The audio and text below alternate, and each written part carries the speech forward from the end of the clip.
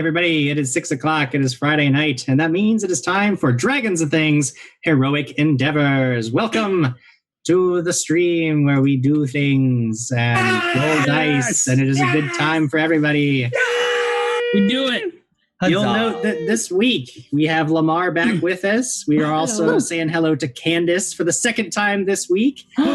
Jamie is hanging out with us. Jared is here. And Ben Birch.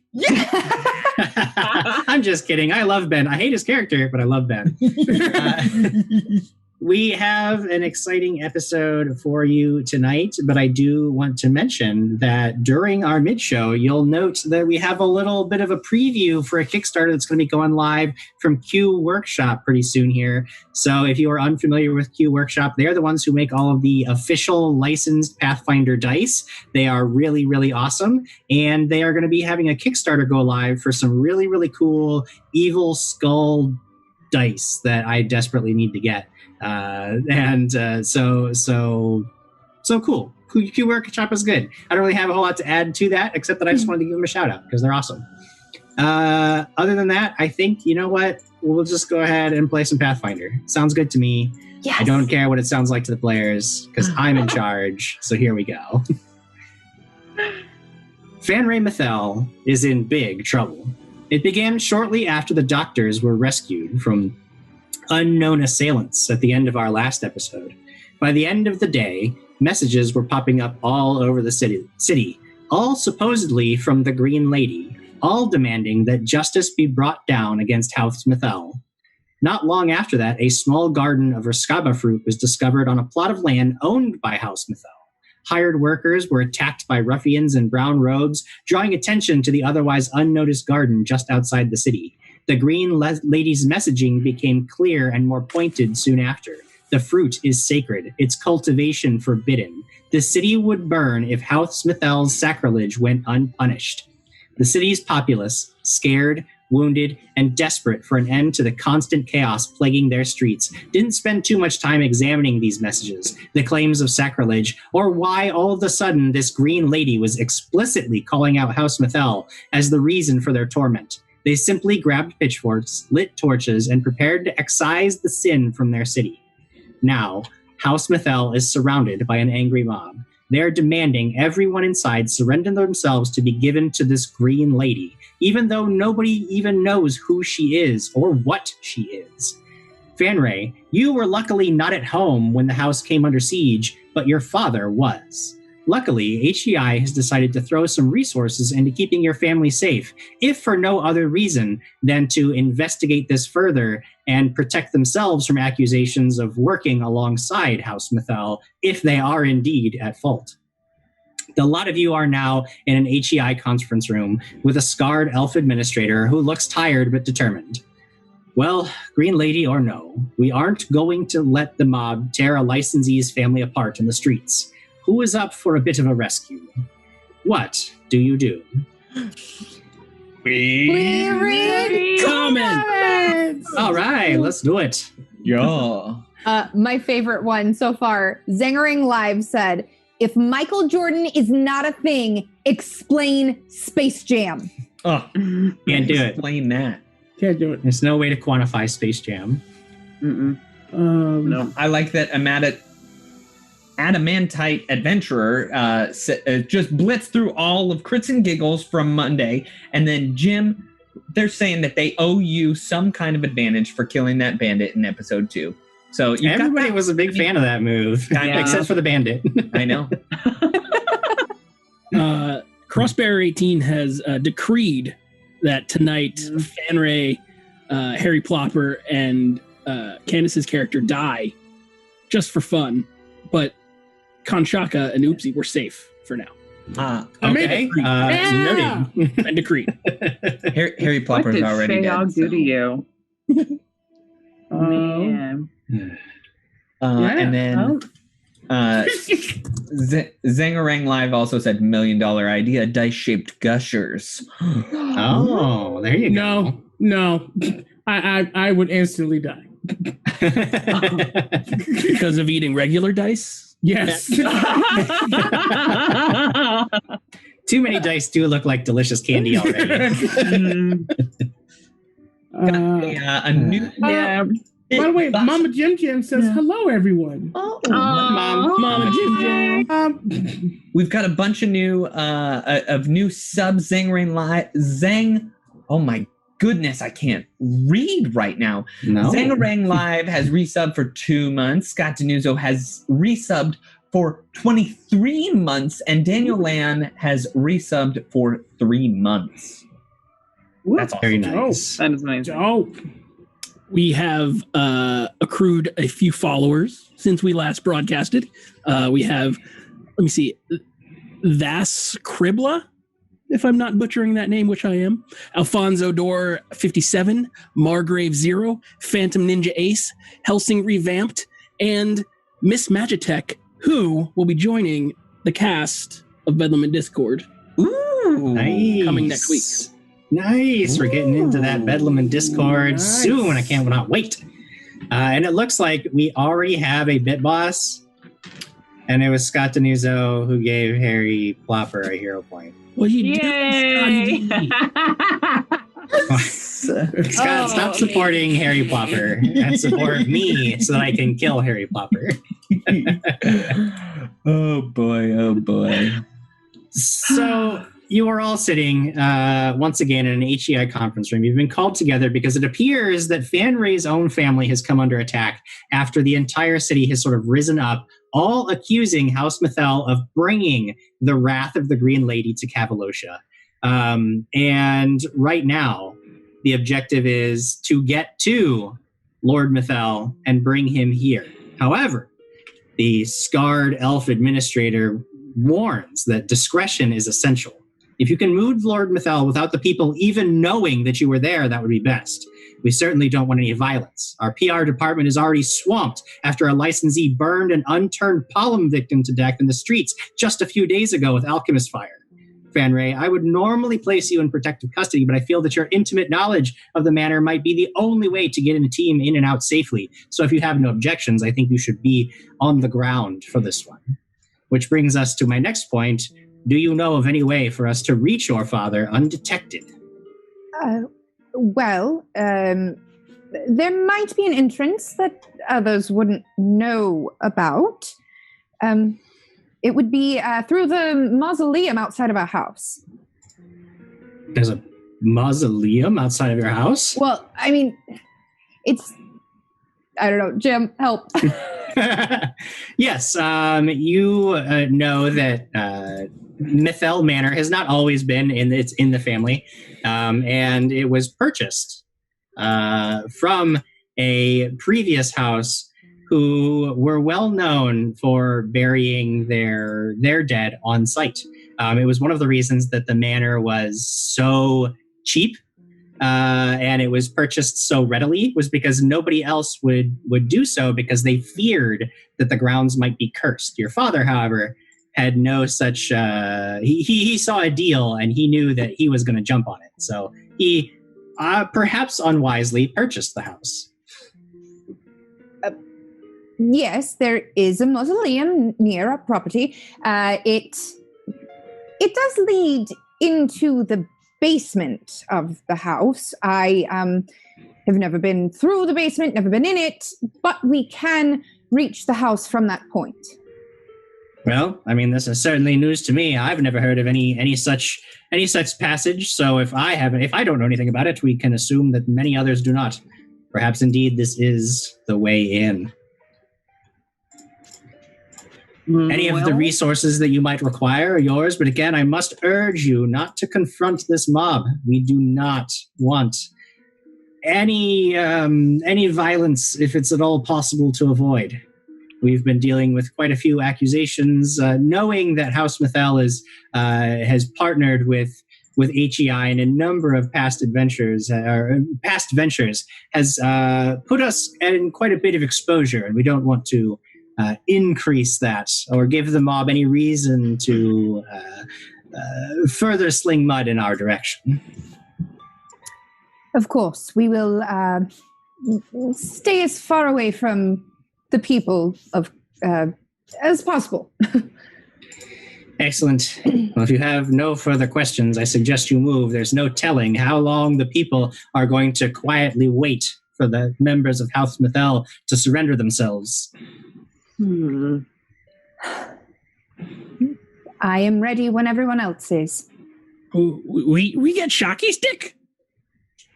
Like for animals, but for people? No shocky sticks. Don't hurt people. And no shocky sticks. No pointy sticks. Oopsie. None of that. There's no catapult at all? No siege weaponry either. No, no, we will not be. No. I think Fanrae might know the finer points of discreetly entering a location without arousing the anger of those who might be surrounding it. Perhaps you should defer to her on this particular. Oh, wait, who let that child in here? Why is he back here? Yes? Yes, well, hello everyone. My name's Harry Plopper, and I might know a few things about mausoleums and cemeteries, and yes. A strange, creepy child, and I don't know why our organization has chosen to hire you. We're exposing ourselves to huge amounts of liability, and it's a PR disaster, but for some reason, here you are. Oh, yes, well, I mean, the good news is that if I die, I'm already dead. We can all be thankful for that. Well, okay. Listen, Fanrae, where will we go? Yes. And Fanrae will lead them through the town, the outside of town as much as possible to the mausoleum. Absolutely. You begin making your way towards Mithel Manor. Khan is randomly poking Fanrae's arm and stuff. Mm-hmm. Yes, Khan. Is there something you need to say? You were a stone last time I saw you, and now you're no longer a stone, and everything's been terrible, and things have been happening, and now the Green Lady's going to come and kill us all, and now you're here, and never seen you ever since, and I don't know what to do. The Green Lady is not going to kill any of us. It will be fine. Thankfully, you all helped me. I am no longer stone. I am here in the flesh, and we are going to save my father. Yes? Okay. We go through basement, though, yeah? Yes. Yeah. Oopsie reading book that hags in basement. You have hags in house basement? I don't know. To your knowledge, there are no hags in the basement. No. I've never been in there, but I don't believe there are hags in our basement. Should have got a shocky stick. The rumored tunnels that lead from the mausoleum to the house, you know that there's an access point to these tunnels in the basement, but it was bricked up when you were a child, and you were always forbidden ever from going near it. Your father had originally hoped to use those tunnels for some of his more ill-advised schemes, but after sending several surveyors into the tunnels who never came back up, he just immediately bricked up that area of the basement and never spoke of it again. And everybody just tries to pretend it doesn't exist. The problem is your father can't sell the land because nobody would have purchased it except for him in the first place. So he's kind of stuck with it. So it's simply been bricked up and forgotten about as much as possible. But to your knowledge, there are no hags in the basement itself. The basement is theoretically safe. Theoretically. Oopsie. Theoretically being the key word there, I believe. Theoretically got my glaive out. You got him. Dang, oopsie.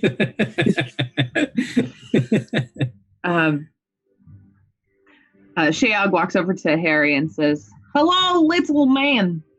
I'm Sheog." Oh, hello, Sheog. My name's Harry Plopper. How old are you? Oh, I believe I'm around 11 years old, but I don't know if age really affects me anymore. You see, I've died many times. Oh, Sounds like a good time, yeah. Oh, yes. Well, no, dying isn't very fun. But it is an interesting experience now, isn't it? Well, I have to take your word for it. Okay. You're a very strange little man. Okay, bye. Skitters away. All right. Barry is like walking next to Khan as far away from Harry Plopper as possible, just randomly looking over at him, and like making a huff. And then Khan's like, I don't know, Barry. I don't know. Fanrae was a rock, no longer rock, and now there's a small child that should be dead, not dead. I don't know what's going on anymore. I don't know, Barry. Oh. I'm just looking forward to going into basement. I don't know what that is, but let's go, yeah. Harry will actually walk over to Kanchaka and go, Yes, young man, yes. person. Hello, my name is Harry Plopper. And I was just wondering, are you speaking to that bear? Oh yeah, that's Barry. He's my friend. Hi, I'm Count Shaka from the Shaka Con. It's nice to meet you. You don't look so well, or like. Well, hi. Yes. Don't worry. If I need to heal or anything, I'll find a way. That's good. I can heal you if you want me. I can heal people. I'm good at that. I am a druid. No, thank you. No, thank you. No. But okay, but can you be healed? Like, do you eat bats? I mean, I'm sorry. Is that? I'm sorry. I don't know. Do I eat bats? I don't. No, sometimes it gets very confusing, yes. But whenever something has just died, I must feast upon their flesh. Okay, that's a sentence. Fanrae! He starts walking. Yes. Let's keep walking. But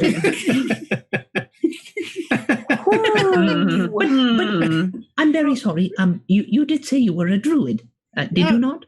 Oh yes, I'm a druid. I like doing druid things, and Barry, he's chill with me. He's my friend. Do you happen to know any hag druids? No, I don't really know many people. Like I was pretty much just hanging out in the forest until someone told me I had to get a job, and so I got a job with the HE headquarters, and then I met all these guys, and they don't really send me on too many things without Oopsie. I don't know. He's like always there, and that's cool. I like Oopsie. And then we did one with Fanrae, and then she became. Anyway, no, I know no hag druids. It's me and Barry. If you ever find a hag druid, I'm desperately trying to find them because they came to me one time, this hag druid, and said, "You're a wizard, Harry," and then I was a wizard, and that was that. I lay on hands. Strangest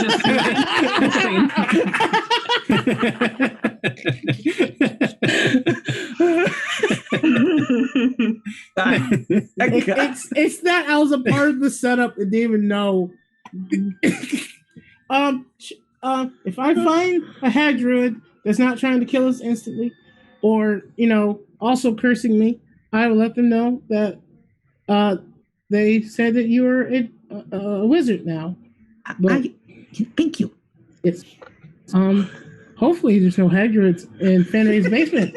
If there are, that's bad because there's nowhere to go from basement. I don't really like dark like that, like dark with no sky. But we're gonna find out because we have to save Fanrae's pops from the angry people because apparently her family brought the wrath of the bad lady, the bad green lady. Yep, that's what happened. No, we don't know about that. But I mean, yeah. We totally don't know. We know nothing. Yes, that is correct. Hey, Barry, what are you doing? Barry is very displeased in the presence of Harry Plopper.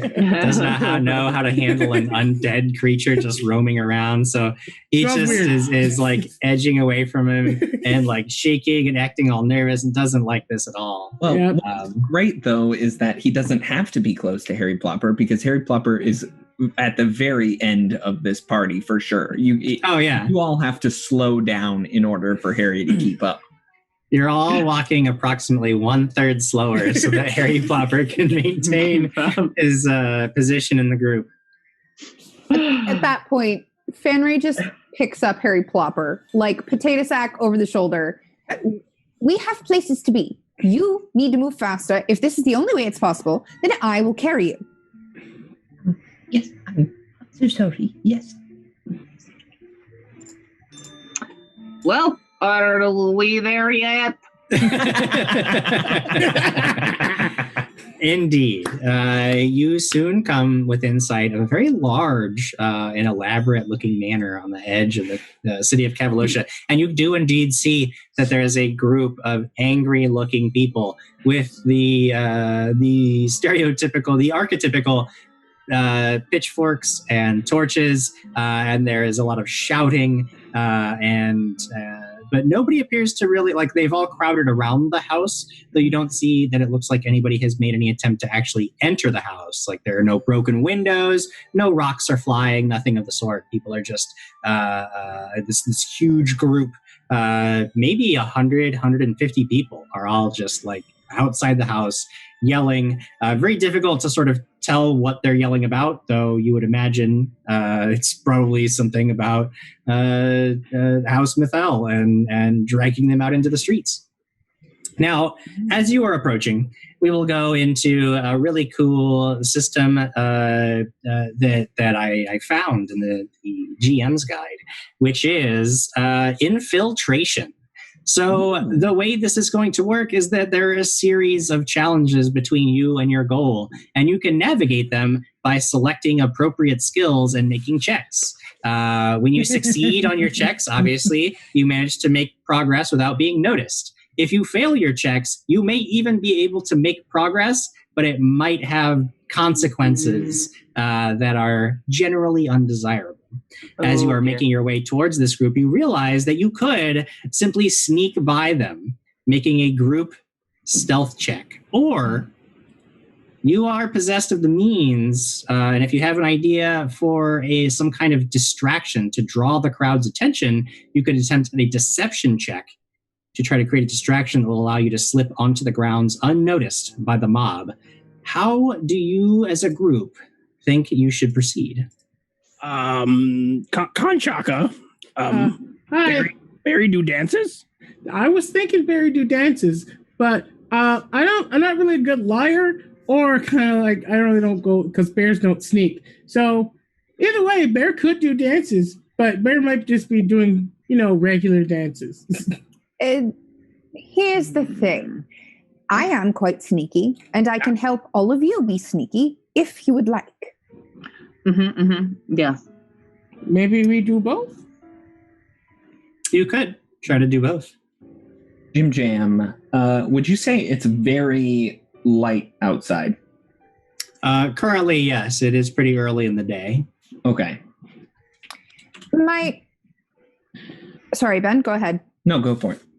My only concern with Barry dancing is once Barry is done and he follows us, would someone not see him come inside?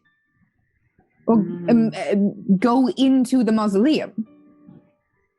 Maybe, but I haven't really met anybody who like chases after a bear, especially if they're not like actual hunters. Most people go like, bear, and they don't understand that they're actually pretty lovable and friendly creatures. They're kind of like dogs, but kind of smarter.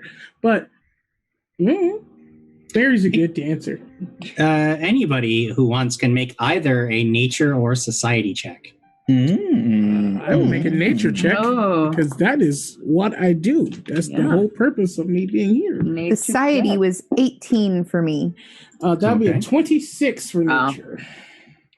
You are fairly confident that Barry would provide an excellent distraction regardless of what he chooses to do, simply because the city is so on edge, and this idea that sort of that nature is uprising to reclaim the city. Barry's mere presence would create such a distraction that he doesn't even really have to dance if he doesn't want to. In fact, I would allow you to substitute an intimidation check if you use Barry as a distraction, because people might scatter at the sight of a large beast at this point. Barry dance? Barry dance, we sneak? Yeah. Yay! down. Barry, come here. Barry. Okay. Barry. Be a bear. Be a bear to those people. Go down. Bear noises. Stereotypes, Barry. I know. Yeah, that. I know, but you have to go sneak, okay? Go be a stereotype. Okay. Make a nature check to see if you can get Barry to follow these instructions. That would be a 16.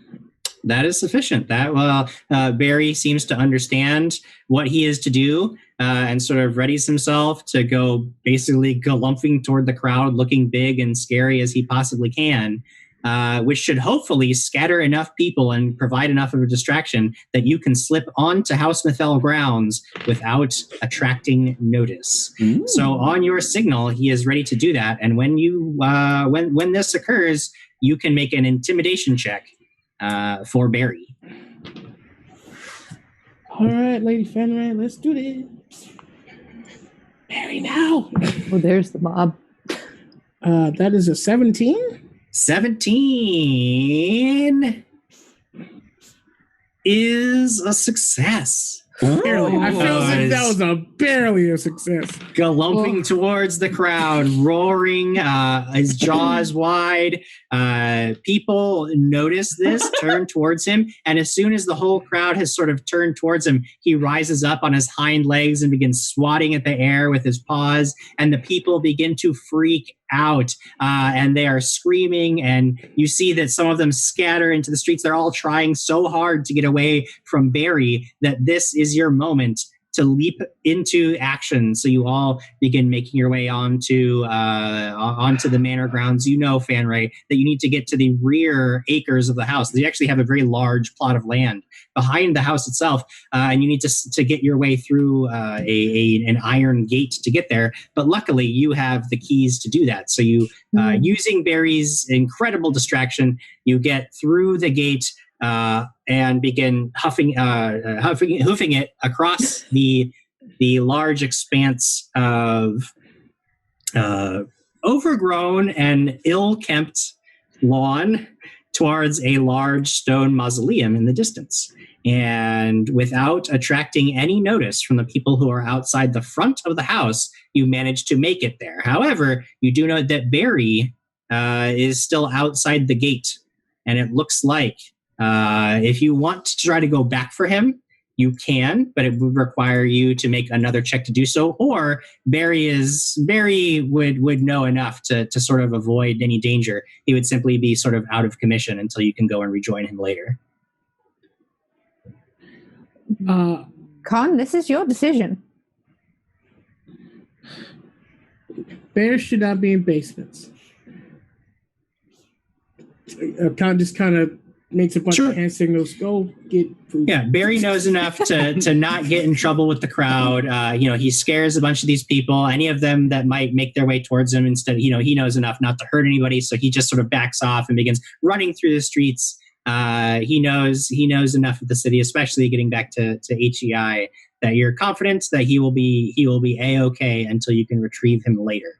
However, that does put him out of the commission for the moment. However, you have made it safely and unnoticed to the mausoleum. You go inside and you note that there is sort of all four walls of the mausoleum have name plaques, and you can tell that a lot of people have been buried in the walls. However, there's also a central sarcophagus here with the facade of a richly dressed, armed and armored nobleman. Now, Fanrae, you know that there is a trick to opening the tunnels that will lead down beneath the grounds and under the foundations of the house. However, you've never done this before, and you were always forbidden from coming out here as a child, and as an adult you just never did this. So you know that there is some kind of a trick here. There's something that there's some secret way of getting into the tunnels beneath the grounds. You could make a thievery check to identify the mechanism and try to force it in some way, or some of you, as you're looking around, are starting to wonder if perhaps the names and the plaques, if there are some weird inconsistencies that don't make sense. Perhaps a society check would reveal some clue as to how to properly open this mechanism. It is up to you to decide how to proceed. Oh God! Oopsie thievery. I'm not too shabby myself. I don't like society. I didn't figure out anything about society with a 9. Oh, I got a 9 too. Okie this is dokie. Candace, this is bad. Thievery check would be 22 for me. So just out of curiosity, Harry Plopper and Sheog were attempting this society check, correct? yes. Yeah. So Harry Plopper, you note that a lot of the names and dates don't make any sense, and you note that in some places the plaques, there are letters in the names that are emphasized where they shouldn't be, and you start like pushing on some of these and trying to shift them and trying to see if there is some kind of a clue as to what will open the way forward. And something does shift. And you note, though, that it doesn't seem to shift in the way you want it to. The middle sarcophagus in this room actually sinks a little bit, and you hear this weird grinding of gears, almost like tension is building. And Fanrae, you know, just from your basic knowledge of mechanisms like this, that what Harry Plopper has done has actually not broken, but it has actually tightened the gears to a point where they will be far more difficult to open.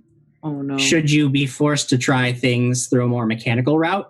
But you also note that Sheog is doing the exact same thing that Harry Plopper is doing. And she's also just like, oh, wait, no, here, this is wrong too. And she starts pushing on things and shifting things around. And the mechanism tightens even further.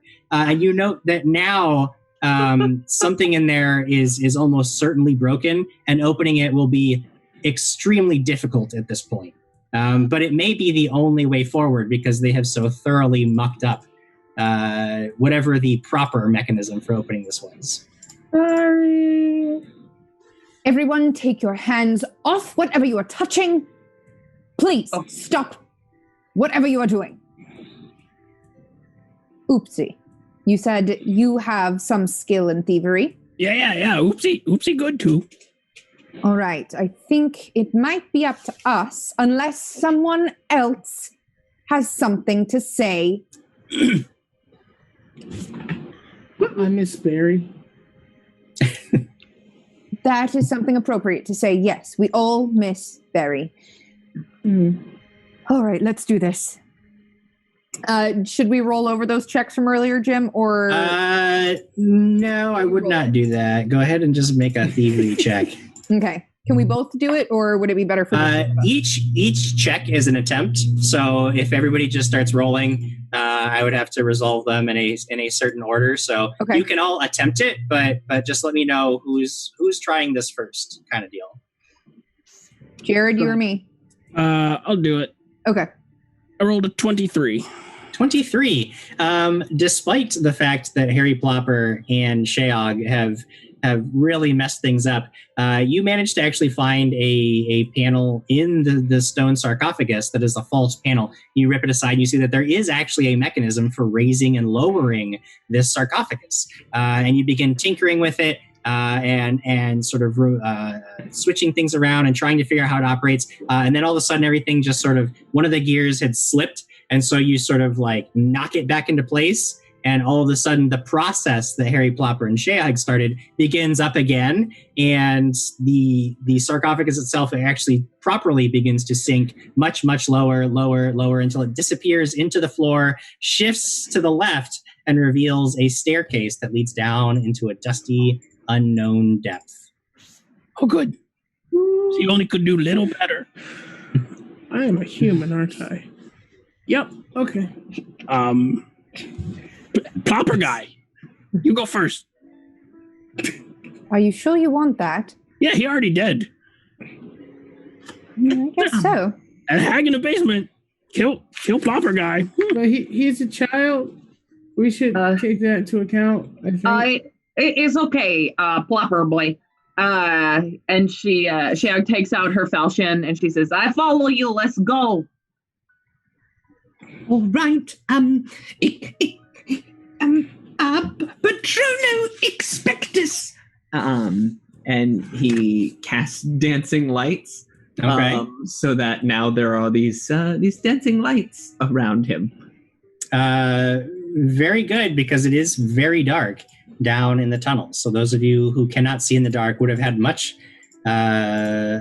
quite a bit of trouble. However, thanks to Harry Plopper, it'll only be mildly annoying because he's there. To be fair, I didn't need that. That was for the group. Right? So that's true. You actually have dark vision as a zombie. As a zombie. You make your way down this short spiral staircase and are now standing in a dusty catacomb tunnel. You can see that this place has long been disused. There are no signs of recent passage, which makes a lot of sense because, once again, nobody has been allowed down here ever since that those first fateful trips down here where people were lost and never returned. However, you do note that there are several ways that you can go. And in order to navigate these tunnels successfully, you could attempt a survival check to navigate your way towards the foundations of the house. Or you note that some of these markings appear to be barely recognizable as it is very likely that these catacombs were built by priests of Yaman-Ka, and the way that they mark things as they build outward is often it's almost like they almost like build the blueprint into the markings of the place so that people who study it can sort of understanding the construction of a place is part of is sort of a holy and religious thing for followers of Yaman-Ka. So if you could interpret their markings with a religion check, you could actually figure out how these tunnels all connect and how they lead to the center. But it would require that. So survival or religion is going to get you through this. Harry is leading the group right now. So I believe I should give you a survival check to see how well we go. Oh, very nice. 12. What was that? 12. 12, you say. Okay. So Harry begins leading you through these tunnels. And he seems to know where he's going. Like he just starts going very confidently down into the darkness. And so you all think, well, surely he must know where it is that he's going. And he is like sort of like, you note that there are several areas down here where some of the stonework has crumbled and the tunnels have sort of, there's this rank smell and there are actually areas in the wall where it looks like people have been buried, and you see that some of those graves have been opened, and there are these weird like molds and funguses growing all over where those corpses were buried. And Harry is just like plowing through these things. because he does not fear disease. However, the rest of you very much do. And not only after a while, like Harry kind of looks back at you and he's like, oh wait, that's the staircase we came down. Oops. So not only have you made no progress, but I do need everybody except for Harry Plopper, who cannot be diseased, to make a fortitude save. Ooh, that's the wrong one. Real quick, Jim, we have had some donations come in, and some of this is specific in case we might need it right now. Okay. The gentleman, 1964, donated $66 in Edge and Sync for everyone. Sarah BC1 donated $75 for a wild magic. She says Fanrae, but Jim, I think it's usually universal. Some of them are. We will see when we resolve it how this one will affect you. And then Adamantite Adventurer. Okay, in relation to my previous comment, an edge for Jim because of Skeslin being a murder hobo, and mercy for Ben because I respect the beard and the voices are killing me. Okay. Very fair. So if you guys need the edge you just got on that fortitude save. And Sarah BC1 has become the Bitbox battle boss and given Sheog a re-roll. Yeah. Oh, thank you, Sarah BC1. Thank you. I'm going to use the edge we just got from the Java Man, 17 on my fortitude save. Okay. You meant to say will save, right, Jim? No. Okay, so you're going to stick to that fortitude one? Definitely going to stick to it. Okay, because I would really appreciate if it was will. Oh, not terrible. 16? Okay. 18 for Oopsie. Oopsie. Okay. And Sheog. I'm going to use my edge and make it a 16. 16 for Sheog. So you all end up right back where you started. And you might be a little frustrated with Harry Plopper, but you don't otherwise feel like you have any choice but to carry on and try again. However, Fanrae, you do feel a little something, and I need you to roll a d6 for me. 6. The 2. 2. Okay. Okay, this is an interesting one. This one is a feedback loop. The first time each round that someone targets you with an attack that deals hit point damage, you take a penalty equal to 1d6 to your armor class or saving throw, if required. Oh, no. If the attack is successful against your newly modified saving throw, or armor class, your opponent takes damage equal to the penalty that you had to impose on yourself. Whoa. If the attack is unsuccessful, you gain resistance against the type of damage that would have been dealt equal to the roll until the end of the triggering creature's next turn. So basically, you're going to subtract 1d6 from your armor class or savings throw every single time that you are attacked every round. And if your opponent hits you, they actually are going to take a little bit of damage. And if they still miss you, even with your penalties, then you gain some bonus resistance to damage that they might deal later. So, nice. No. Yep. It's good That's stuff. Cool. I like that one, Jim Jam. It's good stuff. Cool. Okay. I think I have the notes, but I will. I'll have it up too. Yeah. Like I'll remember for you if it all gets weird. thank you. But that's only going to affect Fanrae. That is a Fanrae only thing. So none of the rest of you have to worry about it. Oh God, it's nice. What? Con's gonna be like, oh, okay, Mr. Plopper, I think I'm going to take over the whole guiding us through the catacombs thing. Unless Lady Fanrae, you know, no, okay, Please go ahead. Oh, that's not bad. 18 on the die plus what? Survival. That is correct. 26. Having been able to remember, you actually remember the tunnels that Harry Plopper led you through very, very well.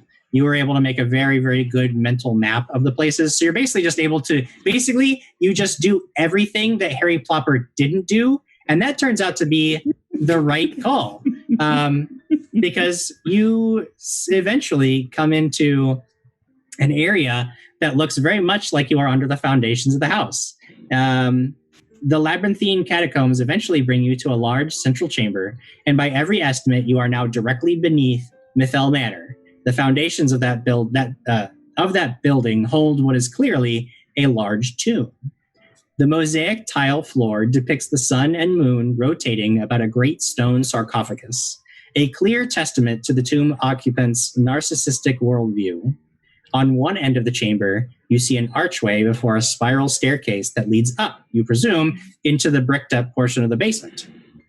As you take in the view of this chamber, a rustling sound of chainmail slithers through the air, and as you turn toward the shadows from which it came, you see two dull pinpricks that can only be the malevolent red gaze of some long-forgotten tomb guardian. Wretched thieves, I will eat your lives, and you will serve to guard the treasures you have come to take. And it is now time to roll initiative. Fun. Okay. What are we adding our perception to this? This can be perception. Kanshaka, you can have survival if you would like, since you were specifically tracking. And I don't believe anybody else was moving in any other way, so it would be perception would be your guiding light at this point. Good thing they are the exact same number, so it'd be 8 plus 14, 22. 22, very nice for Kanshaka. Dirty 20 for Fanrae. Dirty 20 for Fanrae. Sheog? 17. 17 for Sheog. Oopsie. 19. Okay.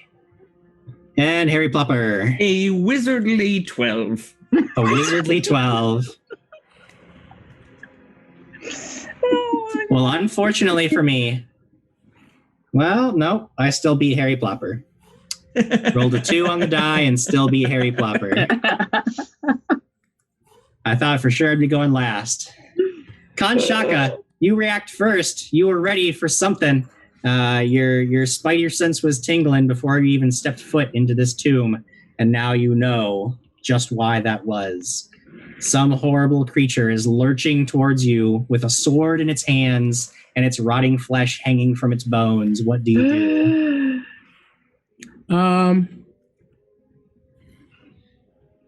I cast Wild Morph and Magic Fang.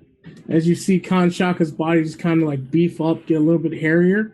As close to a bear as possible, but still looking human and having very strong claws. And that's going to take all 3 of my actions. All right. So Kanshaka becomes as close to a bear as he's ever become.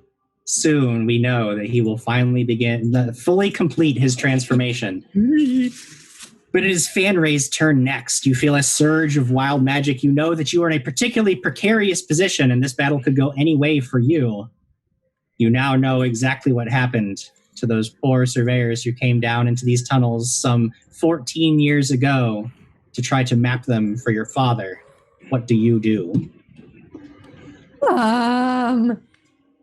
Yeah. Fanrae, would it be 2 move actions to draw both of my weapons, or can I draw both of them in one action? I believe I don't specifically know, but I will say that if you are if you've got 2 weapon fighting feats, then you would be able to draw both weapons in a single action. Cool. Then I'm going to draw both of my weapons, my rapier and my dagger. Okay. And how far away am I from this? About 40 feet. This is a very large tomb. Then I am going to move up 30. Nope. Yep. Yeah. Well, I'll move up 30 feet and I'll throw my first dagger. Oh, okay. So you move and throw. Go ahead and make an attack roll for me. Dirty 20. Dirty 20. This creature moves surprisingly quick, despite its necrotic form, and it almost gets the sword up in time to actually swat aside the dagger, but it isn't quite quick enough. You barely managed to sneak that blade in. Go ahead and roll damage. Oh boy! Wow. All right, that is 4 points of damage. 4 points of damage, and this blade just sinks right into this creature's belly. It barely seems to notice. It cannot feel pain, but it can feel hatred for the living. Oopsie, it is your turn.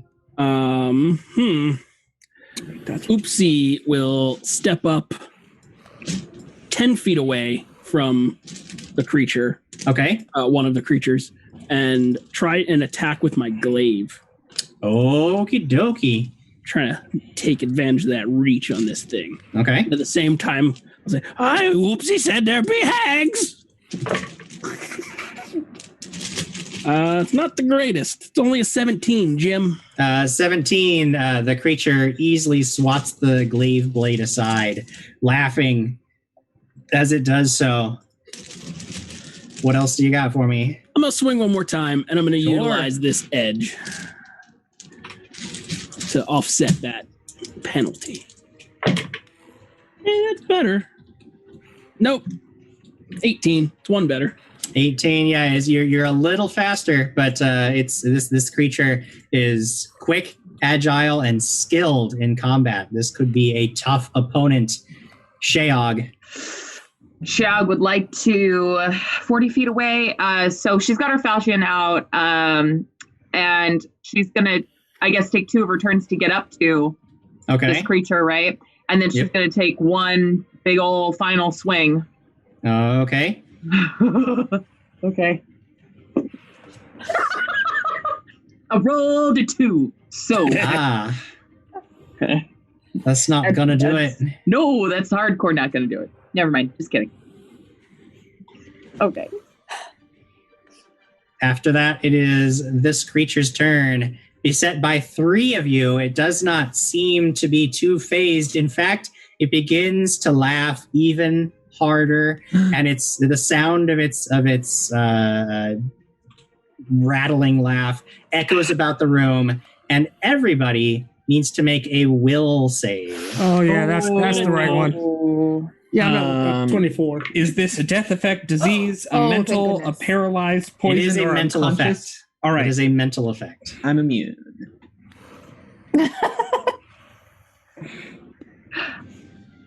26. 26 is a success. However, even on a success, you are still frightened 1. Sheog, what was yours? 17. 17 is a failure. You are frightened 2. No. Yikes. What's frightened 1 mean again? Basically a -1 penalty to all of your attacks and spell DCs. So basically a -1 to everything across the board. Frightened is reduced by 1 every single round. So at the end of if you're frightened 1, at the end of your next round, you drop down to frightened 0. But if you get to frightened 5, you're dead. That is not true. And frightened 2 is minus 2 to everything across the board. And then okay. Does it go to -1 and then 0? Or it will. It'll drop down to -1 and then nothing later on.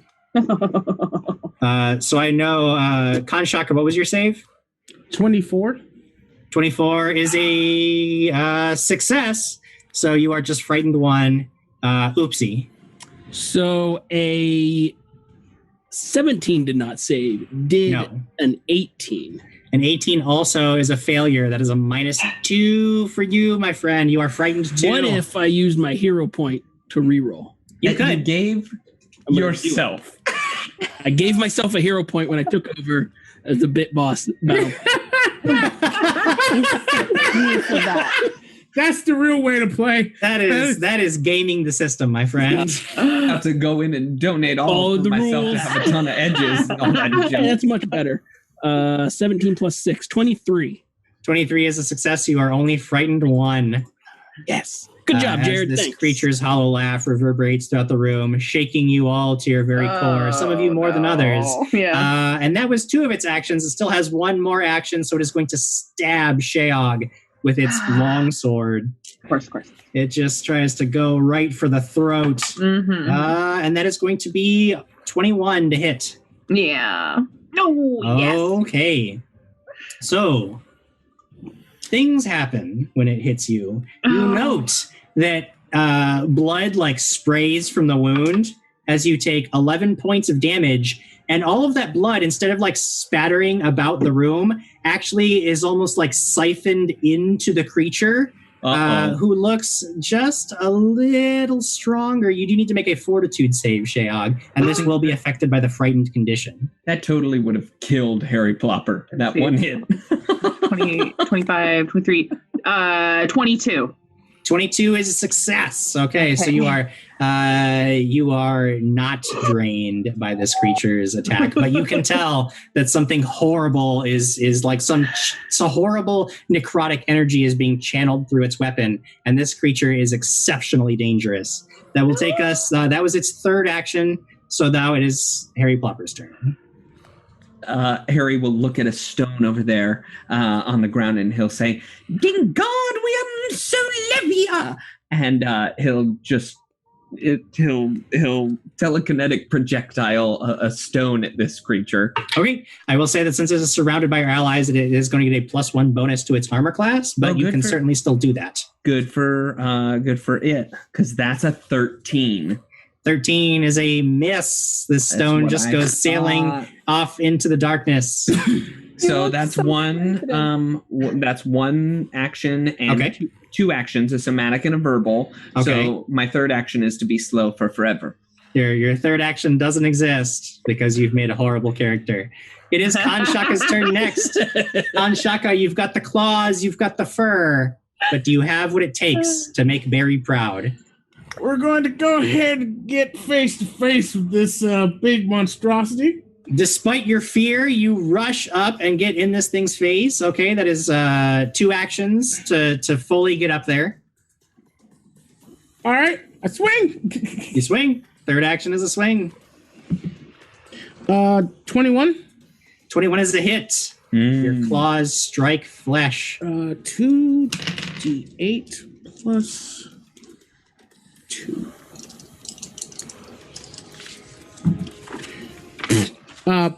7 points of damage, but it is magical. Okay. You start just tearing away a chunk of this thing's flesh. You know that it's mostly like it's difficult to actually get purchase with your claws. So you have to like put a little extra oomph into it to rip away some of this thing's grayed, wrinkled skin. But you do manage to do a chunk of damage. And that was your third action. So Fanrae, you are up next. Fanrae will draw another dagger. Okay. And this thing is still 10 feet away from me. That's correct. So I guess I'll move up and I'll attack with my rapier for the time being. All right. Oh, and it's a 16, so 16 a miss. Is a miss. Despite all 4 of you ganging up on this thing, it is still moving with supernatural speed, dodging, blocking, dipping under your blows. It does not seem to be horribly outmatched, which is deeply concerning. Oopsie. I am going to recruit him to the dodgeball team. I was just going to say we replace you with him. Fair. Makes a lot of sense. Yeah. I'm going to reach out and touch him, Jim. Okay. You had stayed 10 feet away to use your glaive before, so you'll have to close that distance. I'll close that distance. Sure. Reach out, touch him. Okay. Tell me how that works, because I have not seen lay on hands used offensively yet. So let's see. Targets one willing living creature or one undead creature. Okay. I have an attack bonus of 5, so I assume it's the equivalent of whatever the touch AC is in this world, right? There is no such thing as touch AC. You're just attacking its AC. Okay, so I'm after its 5. Okay. I'm adding 5 to this roll. All right. The frightened, is the frightened still there or is the frightened gone? Oh, yes, it is there until the end of your turn. But okay. Yes. All right. So -1 to this? Yep. +4. Hey, it's an 18 on the die. Ooh. So 22? 22 does it. You managed to get your hands on this thing. What's it? You deal 1d6 damage and it must attempt a basic fortitude save. All right. So it tries to resist your holy power. It snarls in rage and gets a 24 to save. Oh. I assume that saves. Basic. So 2 damage. What's the save DC? It actually doesn't say. I assume it's probably my modifier, which is only a 1. Okay. In that case, it would probably be a critical success, because if your DC is like 11 or 12, a 24 would be a critical success, and it would take no points of damage. Damn it. My save is 37. Oh, in that case now. Yeah. I don't believe you. Well, I've wasted everything, but I still have 1 attack left. That's true. But that counts as an attack, right? Yes, that is still an attack action, modifier. so this would be as if you attacked a second time. All right. So might as well just to do it. 9 on the die. Meh. No, you. This thing just like thoroughly shrugs off your holy power, which causes you to falter momentarily. You've never seen a creature just ignore you like that, and then your follow-up strike is feeble, and it just dances aside without even looking at you. However, your frightened condition at the end of your round reduces to 0. Kanshaka, yours also reduced to 0 at the end of your round. So you guys are no longer frightened. Sheog, however, is frightened too, if I'm not mistaken, and it is your turn. Okay. She's gonna take that falchion and take a big old swipe. And, All right. Yeah. Okay. Wait. -2. -2. So that would be 26. 26 is a hit. You hit despite your fear, or perhaps because of it. Because of it. Scroll that. And is there a -2 to the damage? No, as well? the damage is unaffected. Okay. 9 to 12. 12 points of damage. Points. A solid hit. Probably the most solid hit that anybody's gotten on this creature. You can see that you actually deal significant damage as you dig the blade into its ribs. And it actually catches its attention in a way. It was almost contemptuous of you all before, but as this blow lands, you can see its eyes flash red with hatred. And it is that was your first action. Okay, I'd like to take one more swipe. Okay, this one is going to be at a -7 total because it is your second attack and you are still frightened. Oh, boy. Oh, no. Let's try it, friends. What could go wrong? Everything. Lots of things. A lot of other Yeah. I rolled a 1, so... Oh, that's what could go wrong. There it is. There it is. You try to rip your falchion back as you dig it into this thing's ribs. You try to rip it back, and this thing just reaches out and grabs the hilt of your weapon and twists it aside and throws it across the room before you can pull the weapon back to strike again. And now you are unarmed, and this thing is pissed. You do have one action left, Sheog. I think Shag would love to back up. She would love to be away from that thing. She would love it. That's fair. Yep, that's fair. Totally fair. Sheog backs up. Your frightened condition is reduced by 1 at the end of your round, so you are now frightened 1 for the next round, and it is this creature's turn. It looks for a moment like it was going to stab at Sheog, but then she darks back. So before it moves up to attack her, it is going to take a parting swipe at Fanrae, actually. So and I need Fanrae, roll a d6. Oh my gosh, it's a 6. It's a 6. So your armor class takes a -6 penalty against this attack.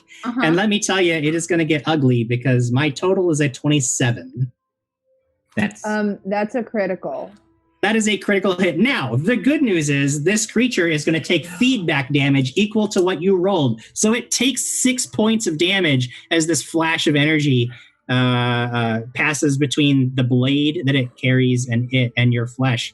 So it takes the damage, but it also deals some damage.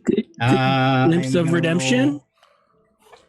You can glimpse of redemption it. I am going to choose to continue to deal damage anyway. So go ahead and I think you, Fanrae, get a resistance bonus. So she'll get 4. She'll resist 4 damage, Okay. and the target will become by 2 until the end of its next turn. Okay. So reduce this damage by 2. and it's probably good that you do, because that is 15 total. So that is going to be 13 to you, Fanrae. And that's before the resist 4. How The does 15 was total, then you resist 4, so it would be 11 points. Okay. 11 points to you. And you also need to make a fortitude save. Oh, this is That 6, I think, because this is part of the attack, your penalty is going to carry to the save as well. No! However, it will deal its damage again if you fail to save. It'll take another 6 points of damage. Just a little behind the scenes peek. What I'm adding to this is -3. Oh no. Oh, That no. sounds real bad for you, Fanrae. Natural 1. Gonna be rough. Natural 1? I have a -2 total. Okay. Do you have a reroll? Do you want my reroll? Do you want us to build a snowman?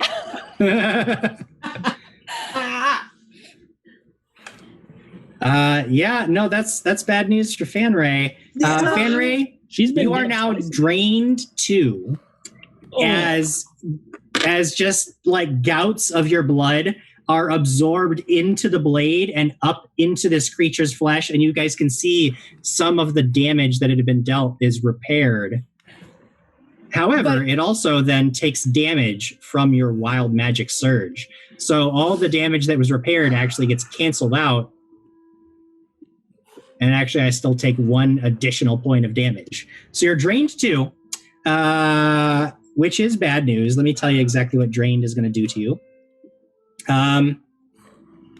You take a status penalty equal to the drained value on Constitution big checks, such as Fortitude saves. You also lose a number of hit points equal to your level times the drained value. So 2 times level 2, you lose 4 hit points, and your maximum hit points are also reduced by 4. So it's not good. But that's what happens to you, Fanrae. Yeah. This creature was striking you as it was striding up towards Sheog to close the gap with her. So it brushes past everybody and closes with Sheog and uses its third action to just jab her with a blade. This is a -5 penalty.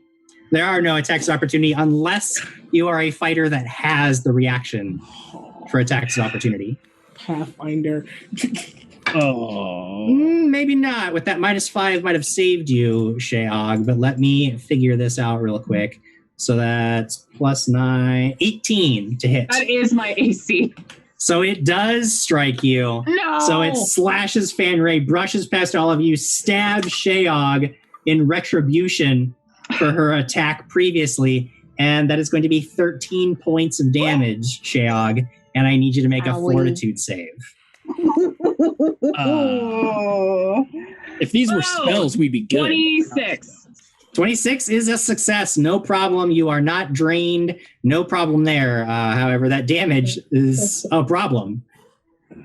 That was all 3 of its actions. Harry Plopper, you see that perhaps you should join the undead.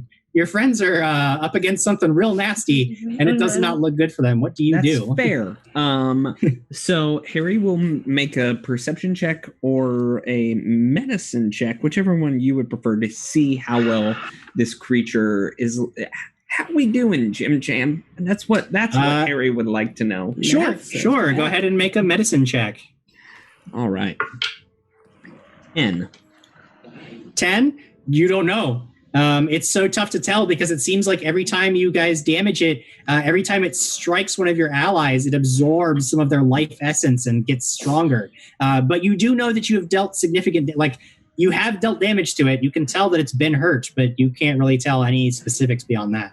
All right. So Harry will just start casting something. And in this last time when we played, you allowed me to extend, to use one of it beforehand, one of my actions beforehand to use later on. So he's going to use his reach spell right now, and then the other 2 on his next turn. Gotcha. So you begin the process of casting a spell that will go off at the end, or at the end of your next round. Khan Shaka.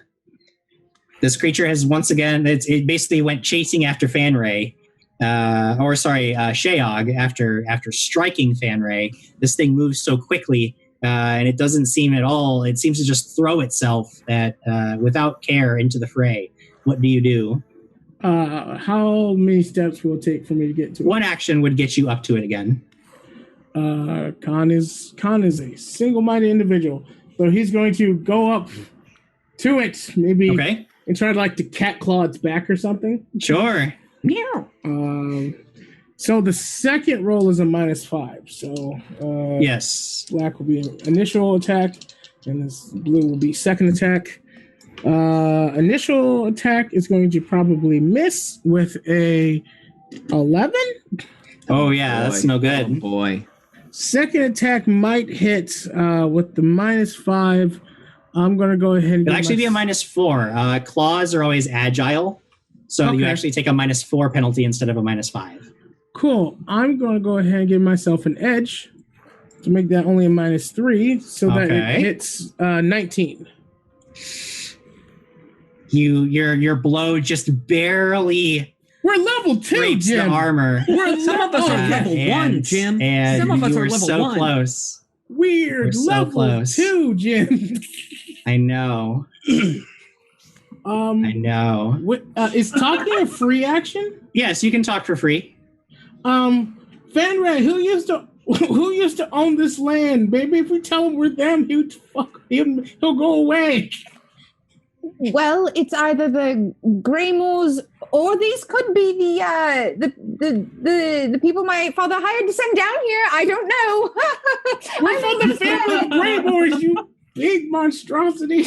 Anybody who wants to can use a recall knowledge action to make a society check now that she has mentioned the Greymore family in trying to identify this creature.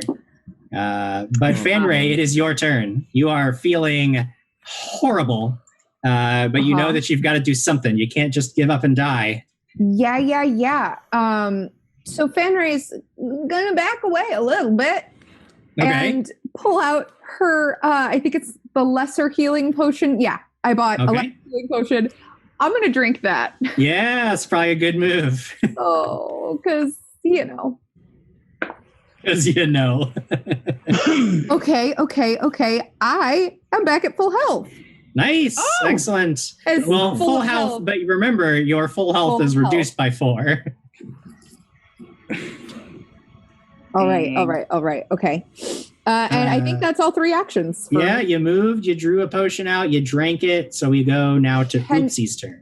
You can talk, yeah. Can I drop my weapons as a free action, or is that... Yeah, dropping a weapon is a free action. Dropping away. Okay, you drop the weapons, and it is Oopsie's turn. Oopsie's going to swing with his glaive again. Okay. By the way, Brian Newmanator donated $5 to give an edge to Oopsie. So, Jared, if you want to use it. There. I'm going to use that because we're not doing so hot. You do seem to need a little help. So, here we go. Roll good. Hey! So, it's 20 before I start adding my modifiers. Okay. So 25. 25 is definitely a hit. You've done it. Huzzah! I've done it. For a total of 7 damage with the glaive. All right. You slam the glaive into this thing's back, cutting deep into its shoulder. What's next for Oopsie? I'm going to try and bring it back up and clip him with the glaive again. All right. That's a miss. All right. So you would have had to move because it went chasing after Sheog, who had moved back. So you'd have had to move and then strike twice. All right. Well, that's what I did. Okay, Sheog, you are unfortunately unarmed. Your falchion is somewhere in the darkness, and this creature is just advancing on you with deadly intent. What do you do? Well, I suppose I have no choice but to break out my javelin.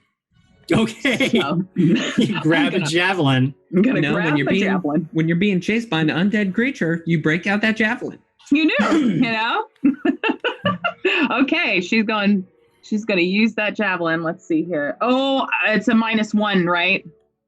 Yes. Until the end of this round, you'll still take a penalty for being frightened. Okay.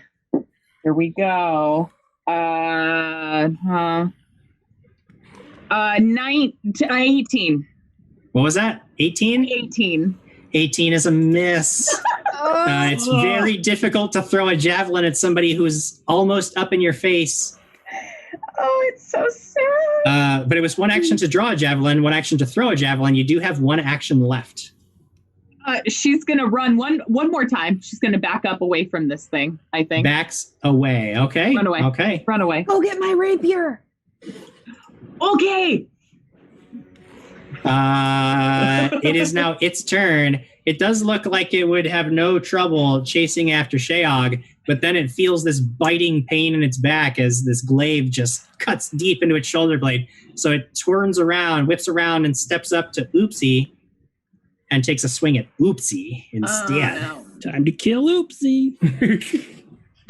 It might not get you, Oopsie. It might have thrown it off with that attack because that is only a 16 to hit. It's a miss. So it is just like, flailing around now with the sword. It seems to be unfocused in its attacks, and it's just wild hatred, which certainly gave it an advantage at first, does seem to make it unfocused as the battle unfolds. It is going to take its third action to stab once more, but at, of course, the second attack penalty. Oh, that is a leaner.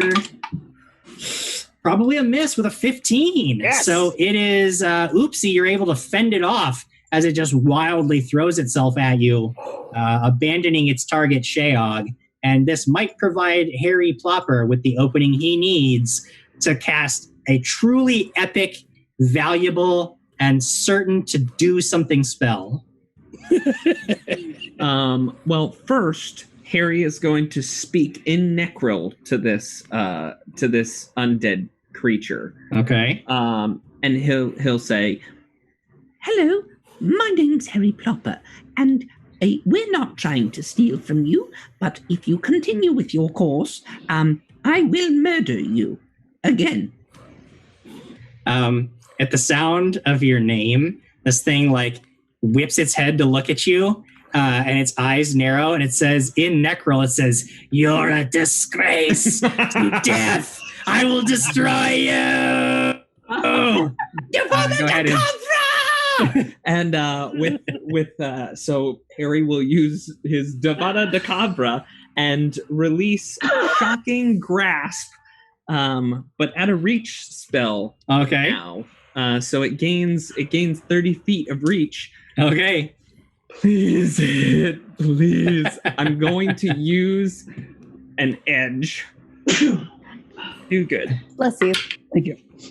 That's a natty 19 on the die. That's going to be a total of 25. That hits. Okay, so this is a total of... Oh, does it have metal on its body? Sure. I mean, it's holding a sword. Does a 26 make it a crit? No, it does not. Okay. It's a total of 20 points of electricity damage. Jesus. Okay. And also 2 points of a persistent electricity damage. Where were you the first 3 rounds? What? Boom! Sounds horrible. They certainly beefed up Shocking Grasp power for Stewie. Yeah, 2d12 electricity damage. I rolled 2 10s. It was incredible. Does that scale with you as you level? No. Wow. If it did, that'd be broken. It'd be most This is although you can heighten it. You actually can scale it because you can heighten it by using higher level spell slots. Right. To increase. So yeah, you can. That is a powerful spell, and I hate it, and I hate Harry Plopper. But it is now Khan Shaka's turn. Free action. Hey, does anyone remember who owns this place? It'd be really nice if we tell them that maybe we're from there. We're from the Greyhawk people. I don't know. Greymoors. We're from the Greymoors. We're like Grey. Kiss from a Couldn't rose. use another action. Khan's going to. It didn't move. It just turned to hit Oopsie, right? Right. It is currently where Oopsie is. So Okay. yeah, it's in the same spot. I'm going to swing. Lou is second attack. This is actually much better. My first attack probably missed. That's 17 on the die plus 6. That's going to be a 24. 24 is a hit. 6 plus 3. That's 9 plus 3. 12 points of damage.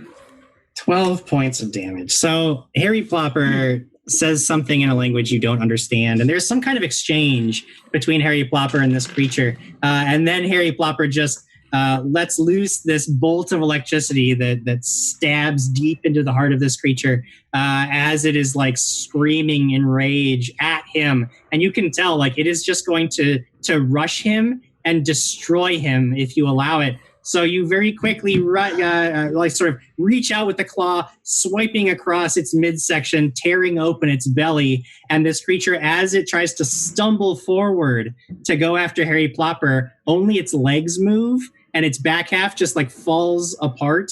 And it now lies in two pieces at your feet and dies. The red malevolent glow of its eyes goes out. You have destroyed this creature. Oopsie continues stabbing it. And Oopsie is just like stabbing the glaive down into this thing over and over and over again. You have defeated it, and I have to admit that sadly it is largely in part because of Harry Plopper's incredible damage output. Was that a Somebody level clip spell? that, please. Somebody clip it.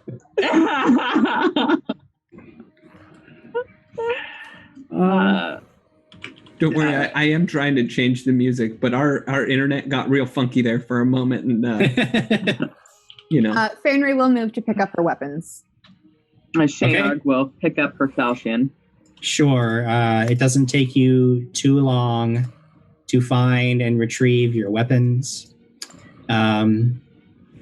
What do you do? One thing I will say that you find rather disturbing, Fanrae, is that you don't see any other bodies down here. And you do remember that, and you didn't see them at any time while you were making your way through the tunnels. You didn't see any signs of the people who were sent down here. 3 men in total disappeared down under the house. And still, you've seen no sign of them, not here, not anywhere in the tunnels. It still remains a mystery whatever happened to them. Perhaps they found some way to get out and just never returned. Or maybe something even worse. Something more horrible than you can really imagine happened down here. But either way, you defeated this horrible creature, and you know that if you take the staircase at the opposite end of the room, spiraling upward, you should get to the bricked up entrance to your own basement. So what do you do? Real quick. Yes. The sword that the creature was using. Yes. Does it look special in any way? It does look special. It is a very finely made sword. Seems untouched by time. It's very elaborately made, and the pommel bears the crest of the Greymore family. Ooh. Shayog does not feel great. Can anyone help her feel better? Can anyone You're help beautiful. me feel You're better? gorgeous. You can do whatever you set your mind to. Can Khan just Okay. can Khan do a medicine check for the group to see how everyone's doing? You can, yeah. You can make a medicine check to just sort of determine who is okay and who needs some immediate medical attention. 22. Although Shayog is just glancing at Shayog, you can see that she's in a bad spot. Oh boy. 22. 22. Fanrae looks especially pale, though you don't see any actual wounds on her. You would guess that she's going to bear the toll from that attack for a few days at least, but she should survive as long as she can keep out of trouble. Shayog is indeed pretty wounded. Oopsie, you saw acquit himself well in the battle and managed to avoid being stabbed and slashed by this mad creature. Harry Potter never was in danger in the first place. Harry Plopper. Harry Plopper. Harry Plopper. Harry Plopper, yeah, whatever. We'll get sued, Jim. I don't care. Good, then we'll be able to stop doing this. Khan, And Kanshaka, I don't know actually if you took any damage, though you would not. Khan is going to walk over to Sheog and say, "It's okay." Pat her on the shoulder twice and use heal at a second level. Nice. Oh, not second level, but Two actions, right? So that's going to be 1d8 plus 8 hit points. Yep. And Khan, when Khan Shaka is looking at Harry Plopper, Harry's just got this this creature's arm in his mouth, and he's just. Yeah, that's about what I expected. Okay. 14 then total. Sheog. Thank you. Thank you so much. I feel better. No problem. I can't do this very much more today. I'm getting kind of tired. I miss Barry. I'm kind of feeling pretty bad. He would have been really helpful. Anyway, Fanrae, quick question. What's your family down with? Because you see, there's the sun and this moon, and then this thing was here, and you have a face of like that face I have when people start talking too long, like at Heroic, the thing, like the man who keeps talking, giving us all this thing. Kind of looks like the way I do. What up, home skillet? Well, I don't think this has anything to do with my family. I think this is the family before ours, the Greymores. Yes. Yes. Anybody who wants to is now that we're not in battle, you don't have to worry about action economy. So you can also make a society check about the Greymores if you'd like. Can I do that if I have nothing in society? Yeah, you don't have to be trained. You can just see if you ever heard anything randomly. Goblin Society? No more than the average person? 11? Yeah, you're not sure. I mean, the name sounds familiar, but you don't know anything about them. They're certainly not a family that is currently active in the city. Like, they're gone. There are no Greymores. Fanrae got a 24. 24, okay. Has anybody beaten Fanrae? I got a 7. No, so no. I got the a answer. 4. I put something together. I got the. Uh-oh. You want to share with the class? Khan probably didn't put anything together. Lamar put something together. So, Fanrae, the stories go that the Greymores were a family that died in dishonor. They were well known for dabbling in necromancy, and there were always rumors that they practiced witchcraft, and that they murdered people and hid them in the walls, and a lot of it was sensationalism. A lot of it is pretty verifiably untrue. But one thing that is true is that the final scion for the house perished without any living heirs, and the grounds of the house, mostly because of all the rumors, but maybe there was some truth to some things that were being said. It was always said that the grounds were cursed. The Greymores were a very, very insular family. They buried all of the Greymores who lived for centuries since the founding of Thaspir are buried on this property, and no one really knows why the last Greymore didn't have any heirs, but basically their manor, their property, their estate was put up for auction after the last Greymore died because there was no one else to claim it. But nobody would purchase it because they believed the place was haunted and cursed. And in a way, it was obviously this creature down here claiming to be a guardian of the treasures of the Greymores, though you don't really see any treasures. Like, there is nothing down here except corpses and graves. That's all that's here. But yeah. Well, the stories, if I remember them correctly, go like this. And Fanrae word vomits everything Jim just said. Mm-hmm. The word vomit flows. And you see that Harry is just kind of giggling as he eats. Huh.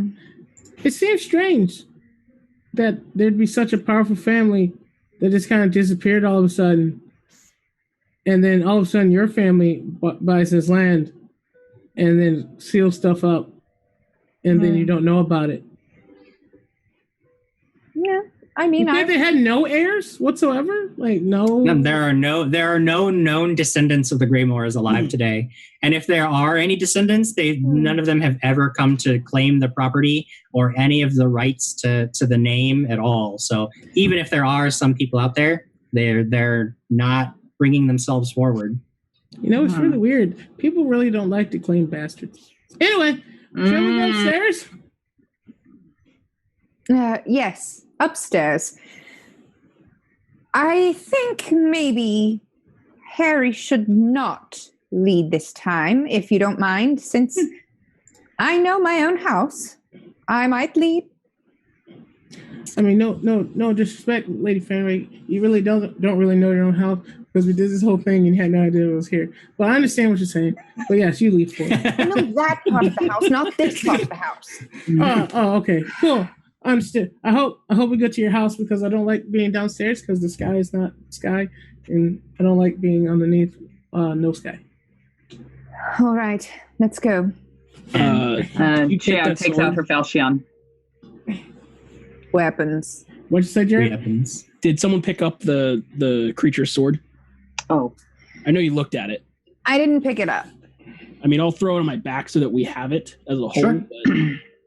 All right. Thank you. And as Harry leaves, he's got like part of the bone and he's like using it as a toothpick, and then he sticks it in his mouth and eats it the rest of the way, and he goes, he called me a disgrace. Every time Harry comes into my peripheral vision, Oopsie adjusts his hoods to like block him out at every aspect because it's disgusting. Yeah, absolutely.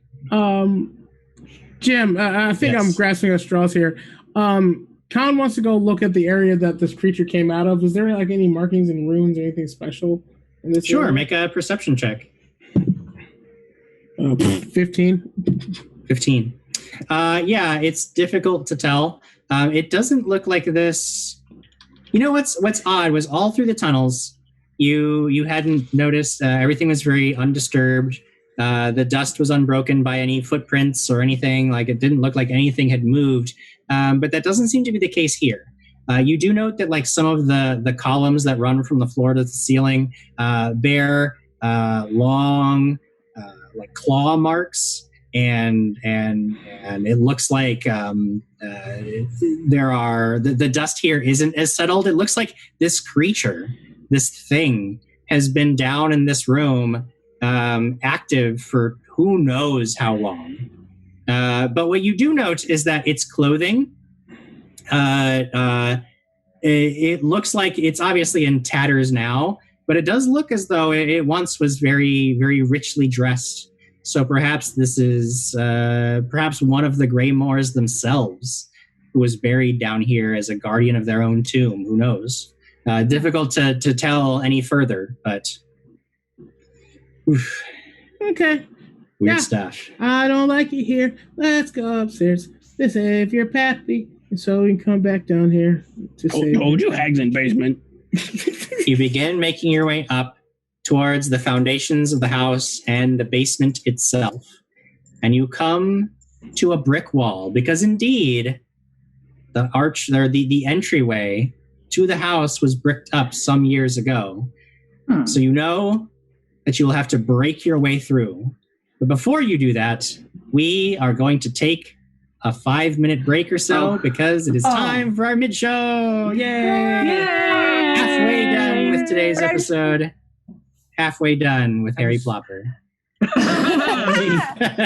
Rude. Oof. I know, it was pretty rude. But you dealt 20 damage to a creature in one spell. That's ridiculous. I hate it. Didn't you And do 2 18 persistent to damage? her? Yeah, but I'm the GM. It's okay when I do it. I see. And don't forget about that 2 persistent Jim Jam. So I know. I probably 22. you could have. I would have been very sad if Kanshaka hadn't killed it and it had gotten all the way back to its turn and it had actually died from the persistent damage. I would have been very sad about that. That would have been real funny. I'd have loved it. It would have been funny.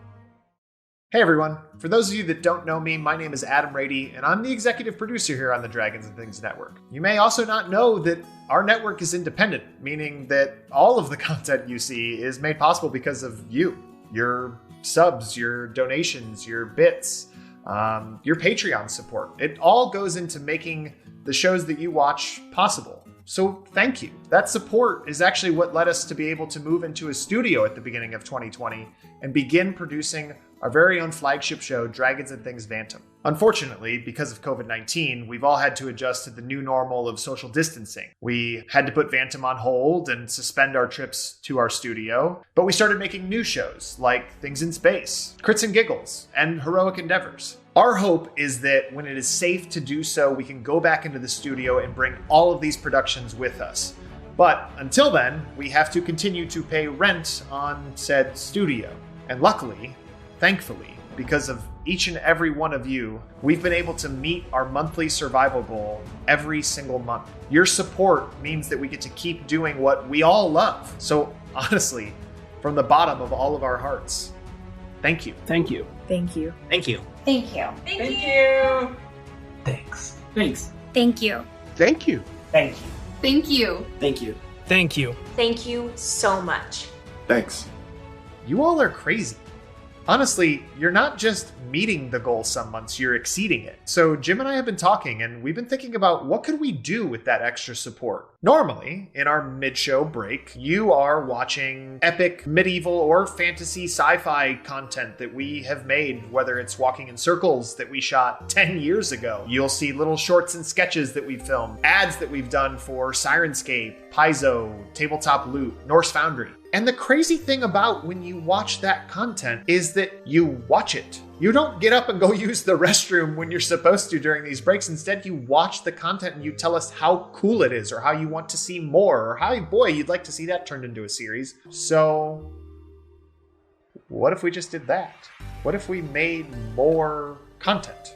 Could be something as simple as a photo shoot, where we take Katie and Wes and the gang from Things in Space and we go do a cool, awesome cosplay shoot. Or maybe, if there's enough support, we could shoot a sketch or a scene from one of the shows, or something completely original that we haven't done before. With enough support, we could maybe do a series. The scale really is just dependent on how much support we get for the idea. So that's it. That's what we hope we can do with those additional resources, is give you additional content. Only this time, it's not just at the table. It can be out in the woods, or in the mountains, or up in space. It can be anything we want to create, and that's what's so exciting. So thank you for all the subs, bits, donations, everything that you're doing. It's incredible. And if you're ever looking for a different way to support us, consider joining our Patreon. It's actually a super effective way to help us because it helps us plan out our monthly budgets and look towards the future. Plus, you get cool perks for doing it. Honestly, things are crazy right now. So if those methods of support don't work for you, we totally get it. Just keep hanging out with us, supporting each other, enjoying each other's company, and just being the best fam that you already are. We love you, DaT fam. Thank you.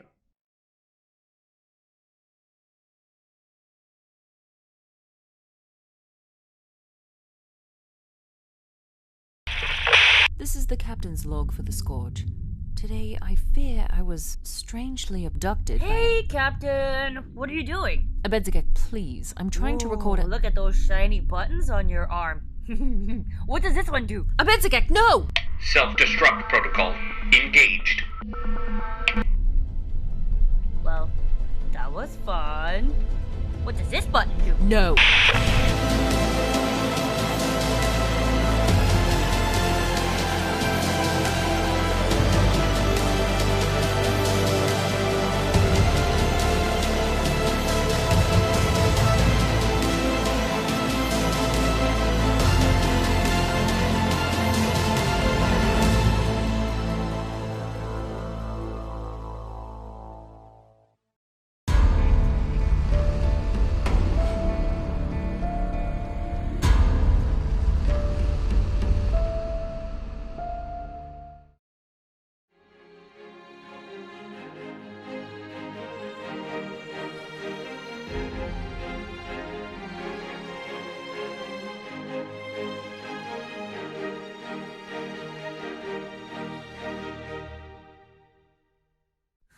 YouTube.com/the DaT Network.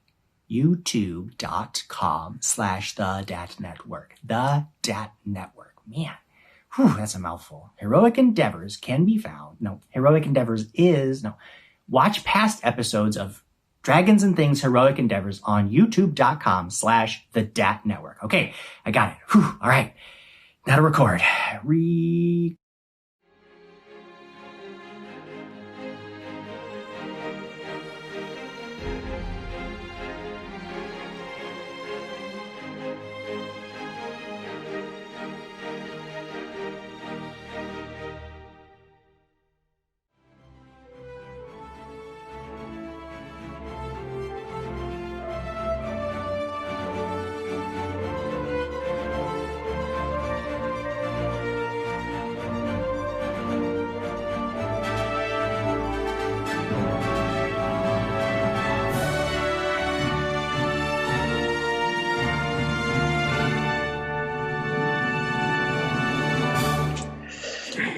Hey, everybody.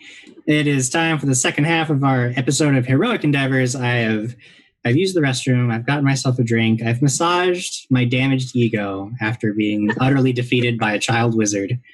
And now I'm ready to try again, to get back in the saddle and try to destroy Ben's horrible character once again. So, as long as you're focusing on him. You're like yes, we need Voldemort. to... I realized that was my mistake because I didn't properly focus my wrath on Ben. I assumed that his character was no threat to me, and I let him get away with way too much. So I know to correct that mistake for next time. Well, You Jim, all, well, yes. What's up? I've got a lot of good comments here that I've been saving for forever. All right. Well, why don't you go ahead and read some of them? This goes all the way back to the Hag Druid moment. Yes. And Cody, Silent H, says, "Shut it down. Show over." And Duchess of Dino says, "Did they really not see that coming?" And Brian Summer said, "And we move 1 inch closer to copyright infringement." He's not wrong. We should start making you clear your words before you say them. Just so we at least know. It does look like Sarah BC1 put an edge on the table for everybody. So, I guess she was feeling bad for you guys. Thank you, But Sarah. it does look like I also get one of those edges. So, neat. Who earns? Everyone includes me. Does it, Jim? Yes. What kind of fancy drink you got there, Jim? Yeah. It's mango juice. Oh. It's very good. I want mango juice. I want mango juice.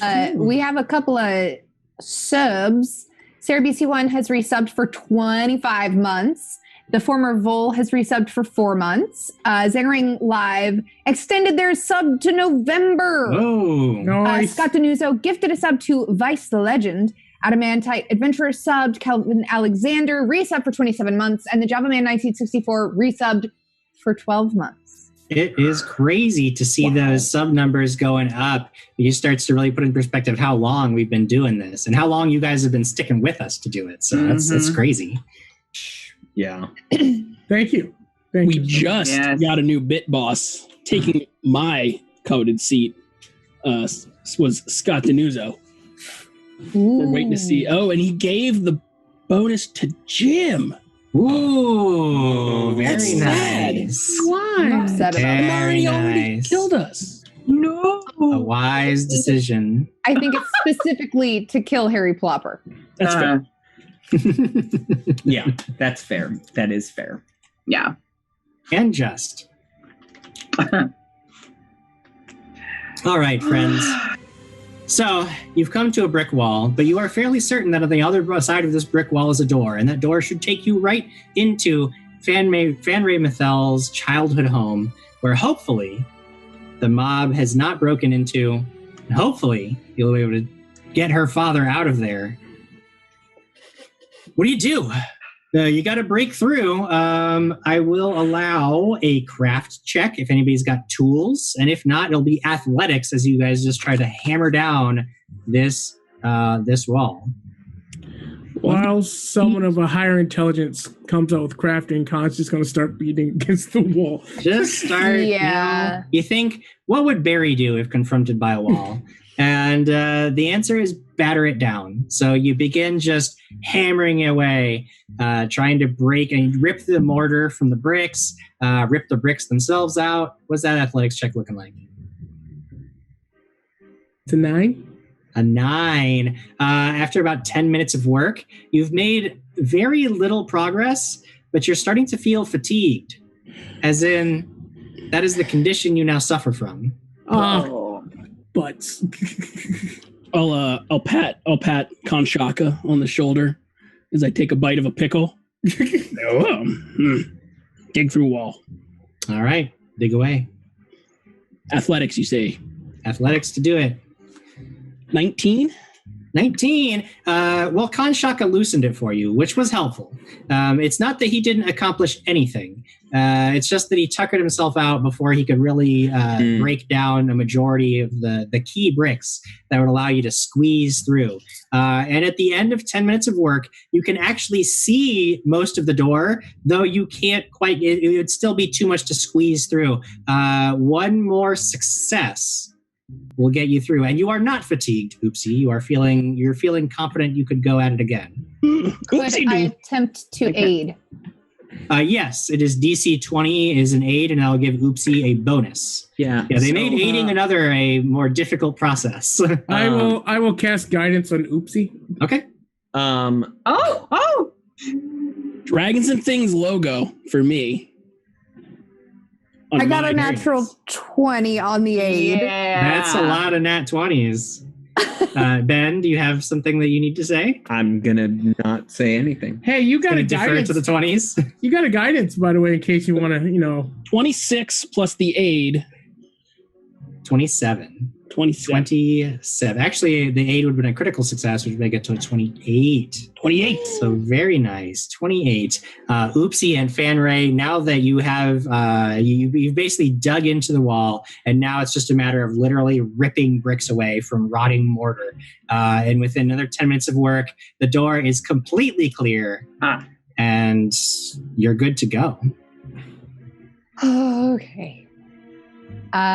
Yeah, Fanrae will lead through the door. Okay. You enter your basement.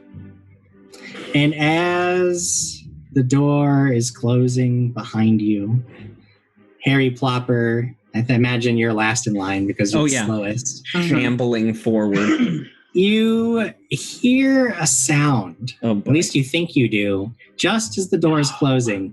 From way, way back down the stairs. It almost sounds like perhaps the shuffling of armor and the clatter of bones, but then the door shuts and the sound is cut off. And you are now in the basement. And you begin making your way through Mithel Manor. You begin searching through the house for Lord Mithel, calling out for him, though you get no answer. Though there doesn't appear to be anybody else inside the house. You can hear angry shouts from outside, and occasionally as you peek through a window, you'll see the mob is still there. They've recovered their courage after Barry's intimidating display, and they are now once again demanding that all the Mithels come out and submit themselves to the Green Lady's justice. Fanrae, you begin leading the house up to the second floor where you know your father's old study was. And when you enter that very room, you at first see nobody, but then you catch sight of a bit of purple cloak caught in the closed door of a wardrobe. What do you do? Ben, do you have something? Oh, yes. No, I'm trying to talk to Fanrae. Oh, yes. Harry, what? I would make an assumption. There are more undead down there. I thought I heard something. Oh, shamble, shamble, shamble, bone, rubbing bone. That's, I'm very attuned to hearing things like that. Thank you for the warning. Oh, of course. Father. You call out, and the door of the wardrobe cracks open just a bit, and you see a disheveled man in very rich, fine clothing sort of peek his head out, says, my brave, heroic daughter, light of my life, sun in my sky, you've come to save your old dad. I knew you would. That's why I was here collecting valuables that we can carry with us for our travels. Yes, that's what I'm doing in here. And he sort of like gets out of the wardrobe and begins like grabbing random things. You see like some shoes, and he says, yes, we needed these. It's a good thing that I was gathering them up. So good. Excellent. And then he looks over at Harry Plopper and he says, what's this? Fanrae, did you have a secret child that you never told me about? Well, I'll say the apple doesn't fall from the tree. And he kind of like moves over to you, Fanrae, and he's like, if this is some kind of extortion theme, I know a thing or two about escaping unwanted children. We can get out of here. I'll show you just what to do. They'll never find us, I can assure you. My name's Harry Plopper, and I'm the boy who died. Oh, yes. Oh, yes, I can smell that. You are disgusting. Yes, and I don't understand why he's here. I've died many, many times. Because, Father, Heroic Endeavors hired him to help save you. Because you're the worst at playing hide and seek in your own study. Hiding, no. Gathering supplies, confidence that my daughter was going to end. Right about the fact that you are here to rescue me. So wonderful. Very good. Very good. There's just one thing that I would like to do before we go. And it's at this point that you all... The shattering sound of glass catches all of your attention. Shouts of anger, rage, and violent intentions filter up from the main floor. Oh dear. Oh no. I'm certain that a few angry peasants shouldn't be a problem for heroes, Lord Mithel says. But then you hear this whoomp sound, and you look out into the hallway through the open door, and you can see the sudden flickering glow of fire, and the sharp chemical smell of alchemist fire fills your nostrils. You say, oh no. Nothing to worry about, but somebody needs to go. Don't worry, I had escape route. I have one. I know just what to do. And he moves over to the window of his study and throws it open. He says, "Oh, no, never fear. I was ready to also save you when you came to save me. So out the window, yes, come here, you small child. Do me a favor and go over to, there's a bureau over there." He points to across the room to a piece of furniture. He's like, go open that up. You're going to find a wonderful little device in there that I've been saving for just such an occasion. All right. And Harry will do as he asks. Sure. You open up this big, heavy drawer, and inside you see a wrapped bundle. It looks rather long, and when you unwrap it, you note that it is a strange, looks like a long metal tube with a winch on it, and out the end of this tube there is there's like a harpoon attached to a rope. And he's, yes, my harpoon gun. I've been waiting for an occasion to use that. Bring it over here, my boy. All right. And Harry brings it over to him. Sure. He says, now I'm going to secure our escape route. And while I'm doing that, I do need you to go and find, Fanrae, do you remember where we kept Grandmama's ashes? I'm sure I remember. Why? Well, I've moved them and I don't remember where. So I'm going to need you to search through the house very quickly and find them. Don't worry. We can't leave her here for the peasants to defile. Go now, go. All right. I will go find Grandmama's ashes. Oh, excellent. Take some of your friends to help if you want. And Lord Mithel actually climbs out the window, and he's got this harpoon gun, and he sort of steps out and says, "Don't worry, everyone. I'll have this escape route secured in just a moment." And then you hear this weird, like, sound come from outside, and he says, "Oh, damn it, I missed." And then you hear this like cranking, and you look outside, you see he's like cranking the winch again, pulling this harpoon that he's trying to shoot across to a nearby house. He appears to have missed the first time. He's like cranking it in, trying to reel the harpoon again. Like, "Don't worry, I'll certainly get it this time." Go now, the ashes, quickly. Oopsie downstairs. Oopsie drive harpoon. Do you want to, my boy? Yes. Small green child. Come here. Yes. He reaches up for it. Okay. You now have the harpoon gun, and you can stay with Lord Mithel and try to hook the harpoon into the far house to create a little rope bridge for yourselves. While the rest of you, anybody who is going through the house trying to find Grandmama's ashes, can make a perception check as you tear through the house trying to find that. Goodness. You have to do that, but if you want to, you can certainly participate in the search. I'm going to do that. And as we go by, he's like, "Lady Fanrae, your father is weird." Yes, I know. Yes, 18 on the die, making it 26. 26, wow. 16. 25 for Shayog. 15 for good old Harry Plopper again.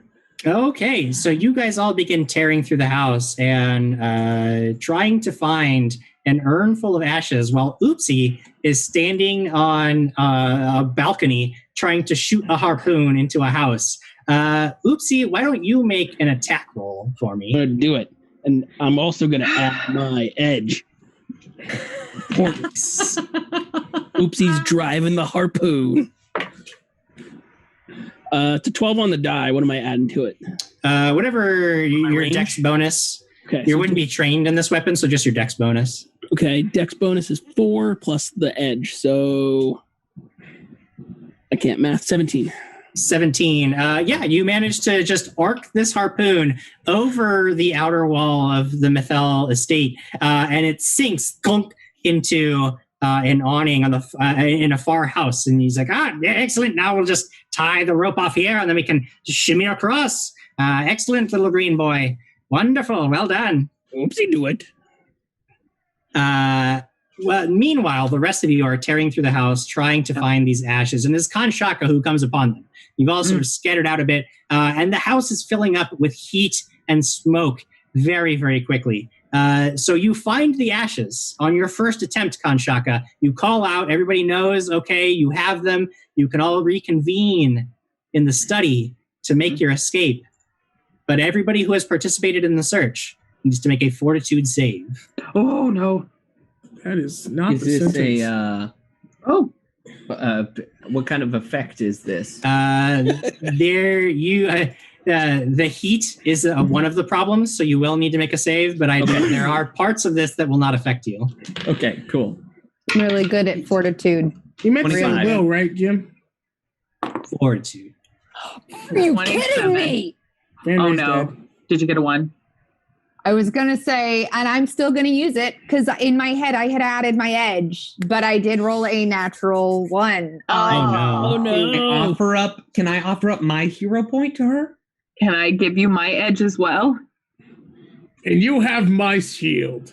And my axe. My harpoon gun. So, Kanshaka, what was your total? My total will be 16. 16. Okay. Successes all around except for Fanrae. You all begin booking it back to the study.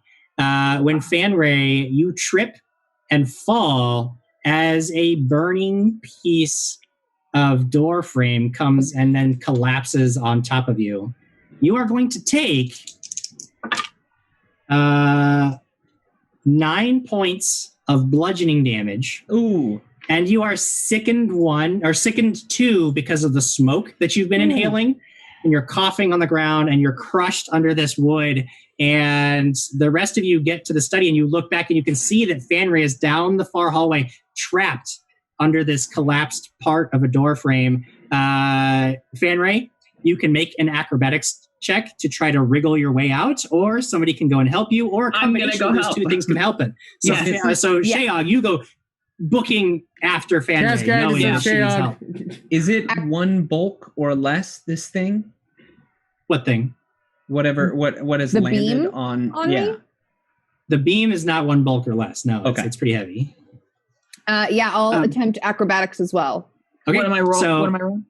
You're going to make an athletics check, Shayog, to see if you can just like haul this wood up off of her. It doesn't look like it should be too much of a problem for you. You're a strong beast. Mm-hmm. Yeah. Dirty 20.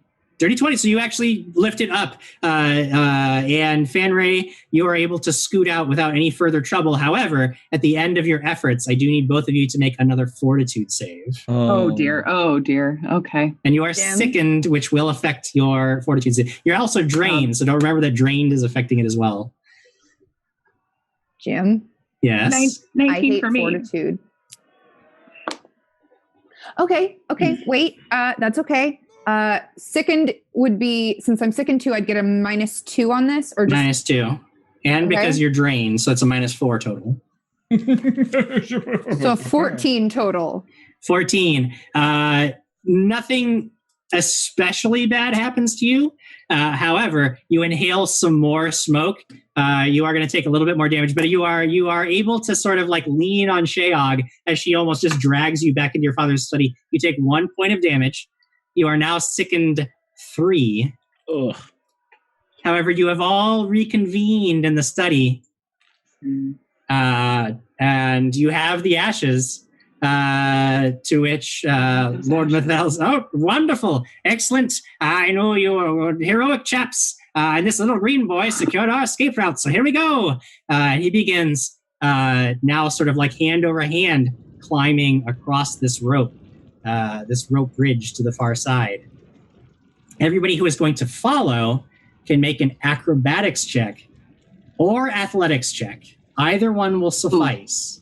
Though Fanrae, you can see, is looking not well, and she may need some additional assistance. Yeah. Oopsie, go last and help Fanrae. Okay. Cast guidance on Fanrae. Okay. Jim, yes. Do I remember with sickened, is it the one that if you take an action to retch, you can lessen the condition? That is correct. You can make a new save against whatever has caused you to become sickened to reduce it by 1 for every action that you spent. Okay, Fanrae is going to let everybody go first. Okay. And retch a few times. See if she can feel a little better. Okay. What do we got for everybody else making their way across? Harry will go second to last, as he will obviously be a little bit slower than everyone else. 16. 16? Okay. Yeah. You leap up onto the rope and sort of shimmy your way across after Lord Walter Mithel without any trouble. You safely get to the other side. You are now on some other like neighbor's property. You don't even know whose house that you're like on top of now, but you're at least away from the house that's burning. Jim, how far is down? About 15 feet. Okay. I rolled 23. 23? You managed to get across easily, even easier than Shayog. You're it's like you just think, what would Barry do? And you remember how easily he climbed, and you just mimic his movements exactly, and you get all the way across without any trouble. As Khan gets off the rope, there's tears in his eyes. And Shayog was like, I miss Barry. Yeah. You're okay. Proud of you and your accomplishments. Thank you. Harry rolled a 2. Harry rolled a 2. I'm going to use that hero point and try again. Well, if you're going to try again, it's only fair that I sink you. Don't think it matter much, Jim, because that is a total of an 8. A total of 8. You get about halfway up across the rope, when people begin to notice that you are now escaping the house, and the crowd down below is like shouting, and they begin throwing things at you. And so this rock comes sailing up out of the crowd. Nice. And you're flat-footed, so your armor class is going to be reduced by 2, and that is a natural 20. Nice. That is a natural 20. As this rock comes sailing up out of the crowd towards you as you're trying to catch yourself on this rope and not fall. You are going to take 8 points of bludgeoning damage. I'm gonna mercy that a little bit. You're gonna mercy that, huh? Okay. Make it 7. All right, 7 points of bludgeoning damage. You need to make another check because you've only gotten halfway across the rope. I don't want to. I'm gonna add my edge to it. Okay. Okay. That's gonna be 18. 18. Perhaps motivated by the sudden sharp pain of being pelted clear in the forehead with a rock, you manage to get your grip and shimmy your way across the rope and disappear behind the wall and sort of get out of sight on the rooftop of this other building so that people can't throw things at you. However, now that you've all been noticed, now that Harry Plopper ruined everything, everybody who makes a check is going to get something chucked at them as they make their way across. So who is left? It looks like Oopsie and Fanrae. Who's going next? So Oopsie's standing in the windowsill waiting for Fanrae, and based on my roll, I feel like I'm like, oh, what's going on over there? And I'm like reaching for the rope, and I just missed the rope because I rolled a 1. No! I don't know what the armor check penalties are against skills checks here. It's usually if you used a character creator, it probably factored in armor check penalty to your athletics already. But either way, you rolled a 1. Yeah, I rolled a 1. Modified out, it becomes a 6. Modified out, it becomes a 6. So yeah, you're reaching out for the rope and you just realize that you misjudged. You weren't looking. And you sort of tumble out of the window and you go sliding down the roof and you manage to catch yourself before you actually fall off the roof and get up. Now people can see you, and somebody from the crowd chucks a glass bottle up and you see it arcing high up into the air as it comes right for you. Now, y'all are going to think that I'm a liar. Jim, you rolled a 20. No, roll a nat 20 twice in a row. You did not. That's the second nat 20 in a row. This bottle strikes you square in the chest. Cool. You're going to take 3 plus 5 points of bludgeoning damage. And the thing just like shatters against your chest. Glass shards get like cut into your skin. It's a bad time. But you realize that now you're exposed out on the roof, and waiting for Fanrae might not be an option as people are like pointing and shouting like, get him!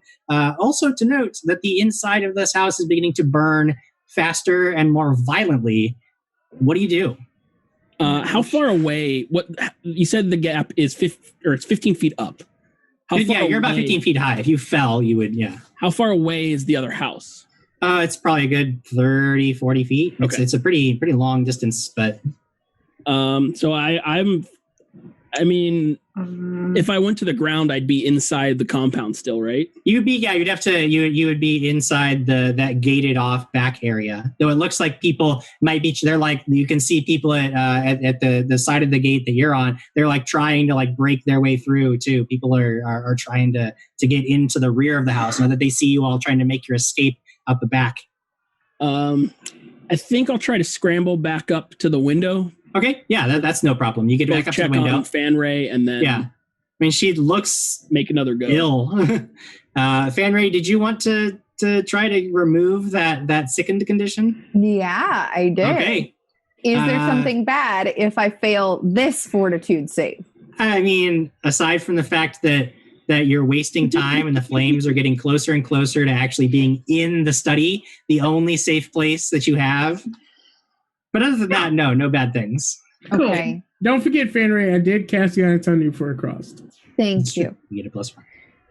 So that puts me at a +0. No problems. It'll be easy. Well, it's a 15. You successfully puke.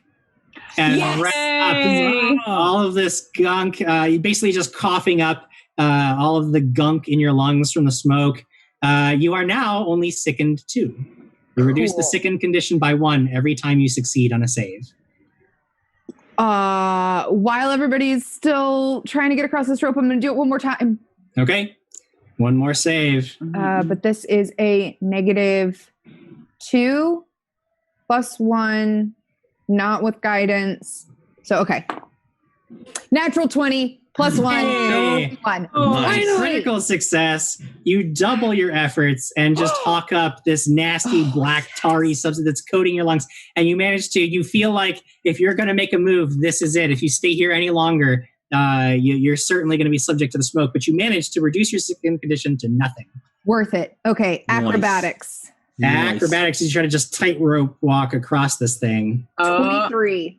23, and you easily just sort of dance your way across the rope. Oopsie. You're the only one left. All of your friends are safe, at least. I get to the window and she just... Yep. Oopsie do it. Oopsie go to. All right. Make your check. It's a 16. 16 is a success. You managed to get your way across the rope without any further trouble. You have now all managed to get to this other house. You can see that the mob is trying to now switch directions, noticing that you've all moved to a different location, but you just begin booking it through the streets, and your lead on them allows you to easily outdistance them. It takes you a while. You're all sort of huffing and puffing at the end of it. However, after losing the crowd, longer. You begin winding your way back through the streets, trying to get back to the HEI headquarters. And sure enough, you managed to get Lord Mithel back there in one piece. And once safely inside, talk turns towards sorting out exactly what it is that's going on. It is quite clear that there is some debate about exactly what your role in all of this Green Lady nonsense is. I mean, people are out there. Obviously, sure, there was a Rascaba fruit field that you were cultivating. Obviously, that could have pissed somebody off, but it does not escape your attention that not too long ago, during the Dragonfall Championship Festival, you remember that the games had been rigged, the third challenge sabotaged to become a deadly combat. And you do specifically remember that someone called you, some unknown person called you out by name, mentioning that this was an attack specifically against you. And of course, it does not escape anyone's notice that the doctors who had been kidnapped from the field hospital tents as people tried to treat those who had been infected by the yellow musk creeper pollen, those doctors had mentioned that in their captivity, somebody had been talking about destroying House Mithel.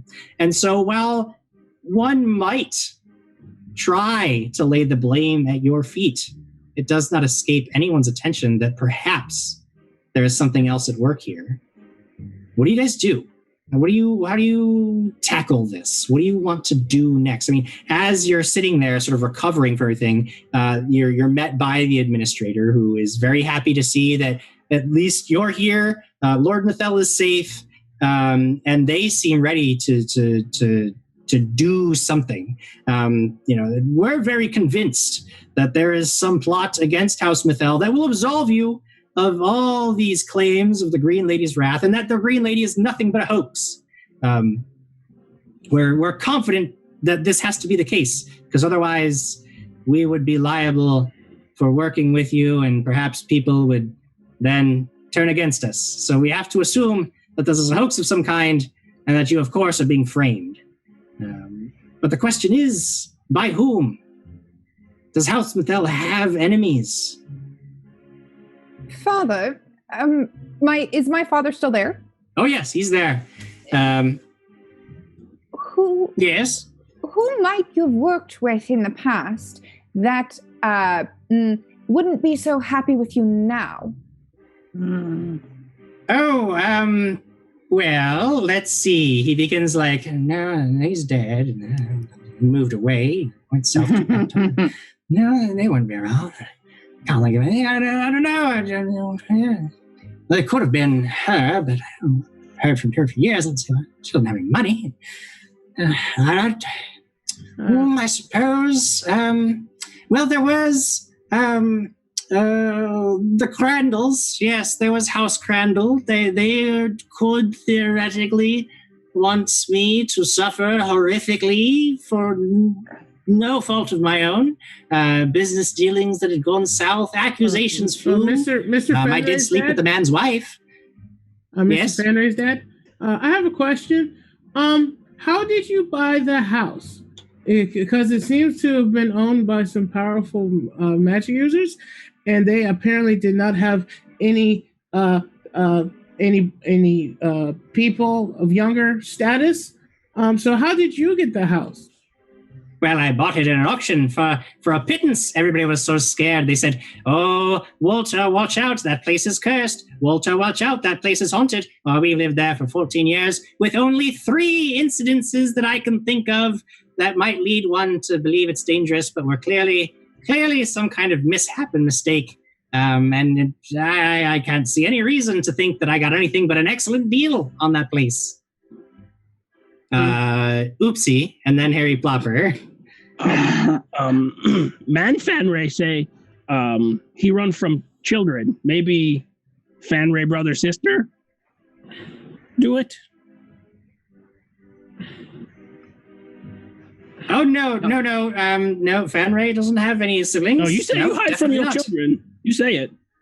Well, I think it's debatable. I think in the heat of the moment, people say things and sometimes no they heat, don't mean fire not things started. get misinterpreted, but definitely no secret children that I have never talked about or would couldn't possibly be it.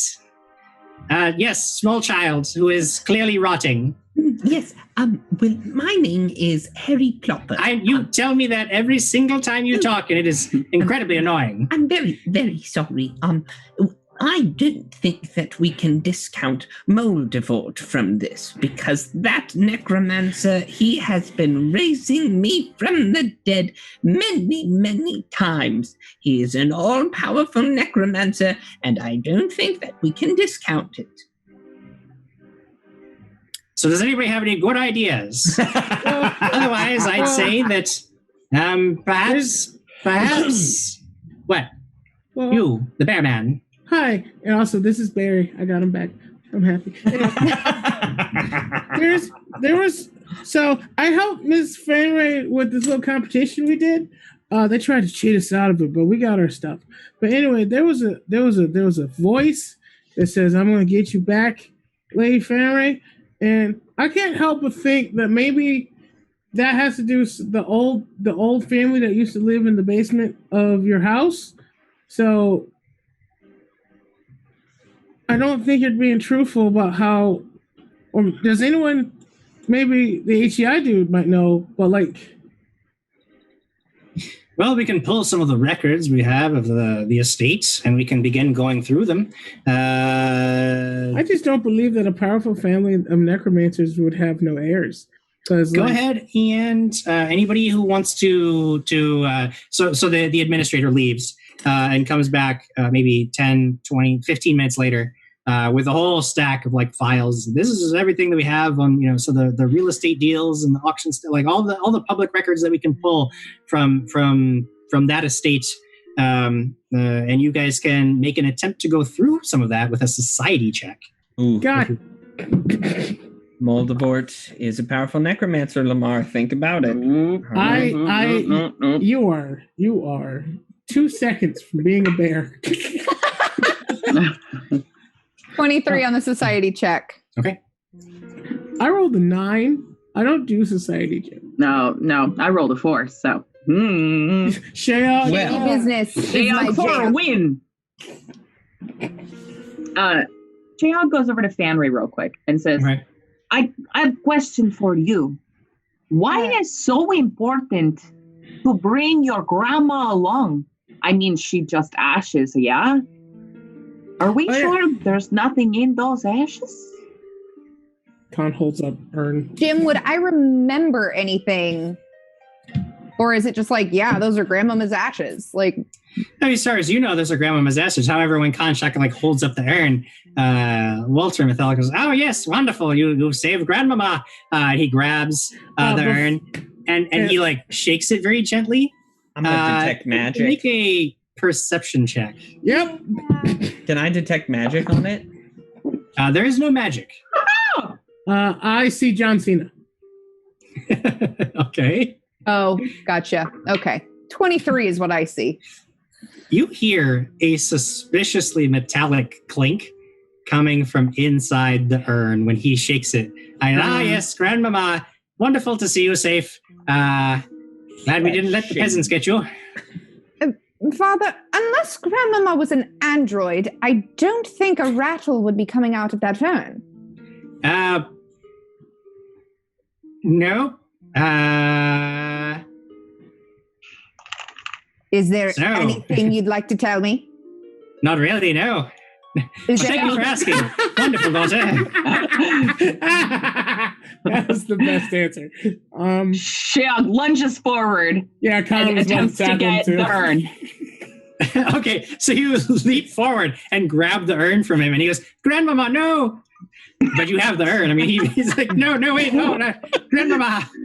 Grandmama. She scuttles away and hands the urn to Fanrae. Oh, you hand it to me? Yeah. Oh, listen, this is your grandma, so you get to find out if she's an android or not. So here. I guess Fanrae's gonna look in and find out if her grandmother was an android. Walter looks at you and says, "Fanrae, you'll put Grandmama down right now." No. And then you open up the urn and you can see that it is full of coins. Gold coins. There's possibly 200 gold scales in here. Well, we're taking all of that. Mm-hmm. Don't look at me like that. It was your inheritance, and now you've ruined the surprise. After I died, you were going to get a whole bunch of money, and boy, would that not have been a wonderful gift to receive after losing your dear old dad. But now, look at what you've done. Well, we can still make that death happen today, mister. Well, you hold on now. Mm-hmm. I don't think so. Well, Fanrae's just a little taken aback at everything coming to light right now. Yeah. Where's her grandma? There's so many questions. I'm very distraught right now. I don't recall because of the distress that I'm feeling because of your horrible assault on my person. Wow. Just a wow. Father,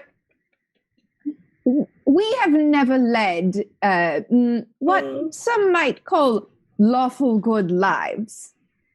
We both know that. But if what you are doing, or something that I have done, you have done in the past, is bringing this upon our family, we need to know. Fine.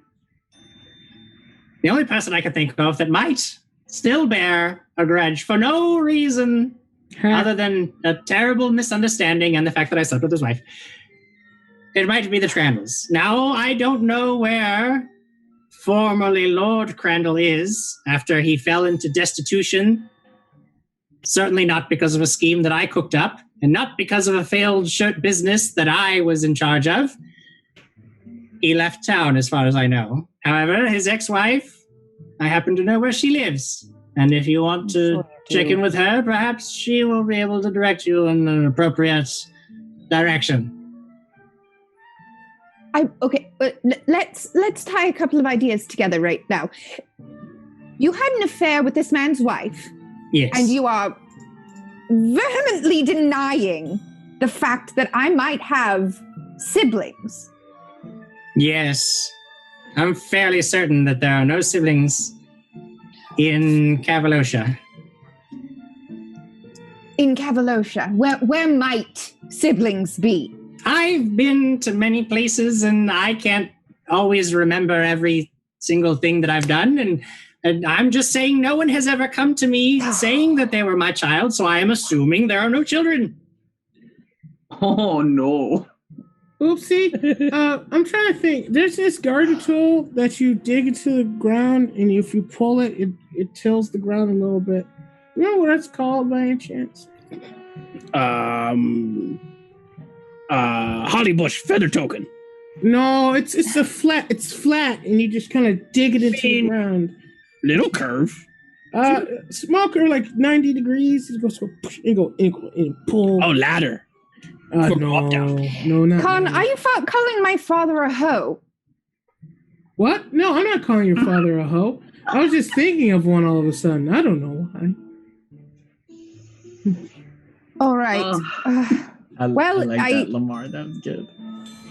If we move forward with this, I assume we would need to speak to the former Lady Crandall to find out where the former Lord Crandall is, if he is the one behind this. If he's behind it, then she might know where he is. But again, I haven't seen the man in 5-6 years. Not since the shirt business went under. And where might this Lady Crandall be? He gives you an address. So she has where she should be. Last known location that I know about. Unless she's moved on. People do that sometimes. Yes. Why does shirt business sound familiar, Jim? Because you do recall that the doctors that you rescued from the brown-robed, green paint speckled mercenaries were hiding out in a defunct shirt factory. You mean the shirt factory where we found the doctors all locked up? Was that yours? No, in Lowtown? Maybe. Yes. I mean, again, I haven't visited the place in many years. Yeah, it was a terrible business idea. Not my idea, certainly. No, those guys say they make Fanrae pay when they're running away. They say Fanrae gonna pay. Well, one thing that I'm certain of is that it must be totally unrelated to anything I've ever done, because I've only ever looked out for Fanrae and tried to look at all that money that I was saving for her inheritance. So far, technically not a lie. Well, maybe we go to Lady's house. What's insight in this system, Jim? Insight would be perception is pretty much across the board. All right, I want to do a perception on the specific phrasing of Sure. I looked out for Fanrae. Yes. 22. I mean, the dude seems very genuinely upset and sort of backed into a corner. And you can tell in his interactions with Fanrae and the way that he talks about her that he does care for her quite a great deal.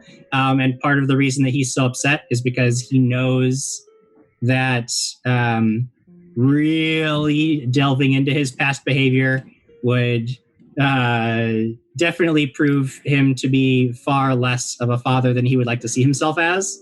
Well, that's my suspicion, is that he's not actually a father, rather a caretaker. Okay. Based on that phrasing, but okay. Well, Lady Fanrae, what do you want to do? You want to go talk to your possible stepmama? Oh, I guess we need to. Okay, Dad, you're going to come along with us, yeah? Oh, no, I think it might be best if my father stays in protective custody where he can't leave. Or get in any more trouble. Or see this woman ever again. Good to know that you're looking out for my well-being and safety. Yes, dear daughter, I believe I will stay here. I'll leave Barry so he can keep you company. Weird. But okay. They're just kind of. Does your wife have green hair, Jim?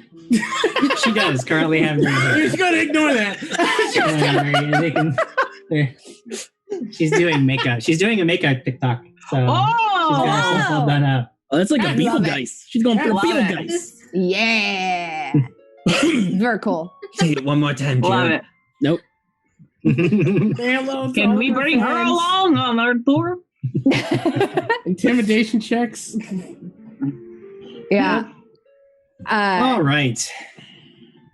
You begin making your way through the city toward this woman's house, the former Lord Crandall's wife. Following Lord Mithel's advice, you head to a modest home on the east end of the city, owned by one Emilia Theropoli, formerly Crandall. The house itself must be no more than 2 or 3 rooms under a thatched roof, but neat collections of flower give this humble abode a friendly air. What do you do?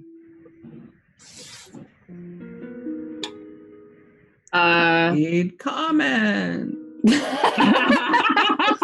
No, Ben. No. What are we looking at again? Who wants to knock? A house. I don't know.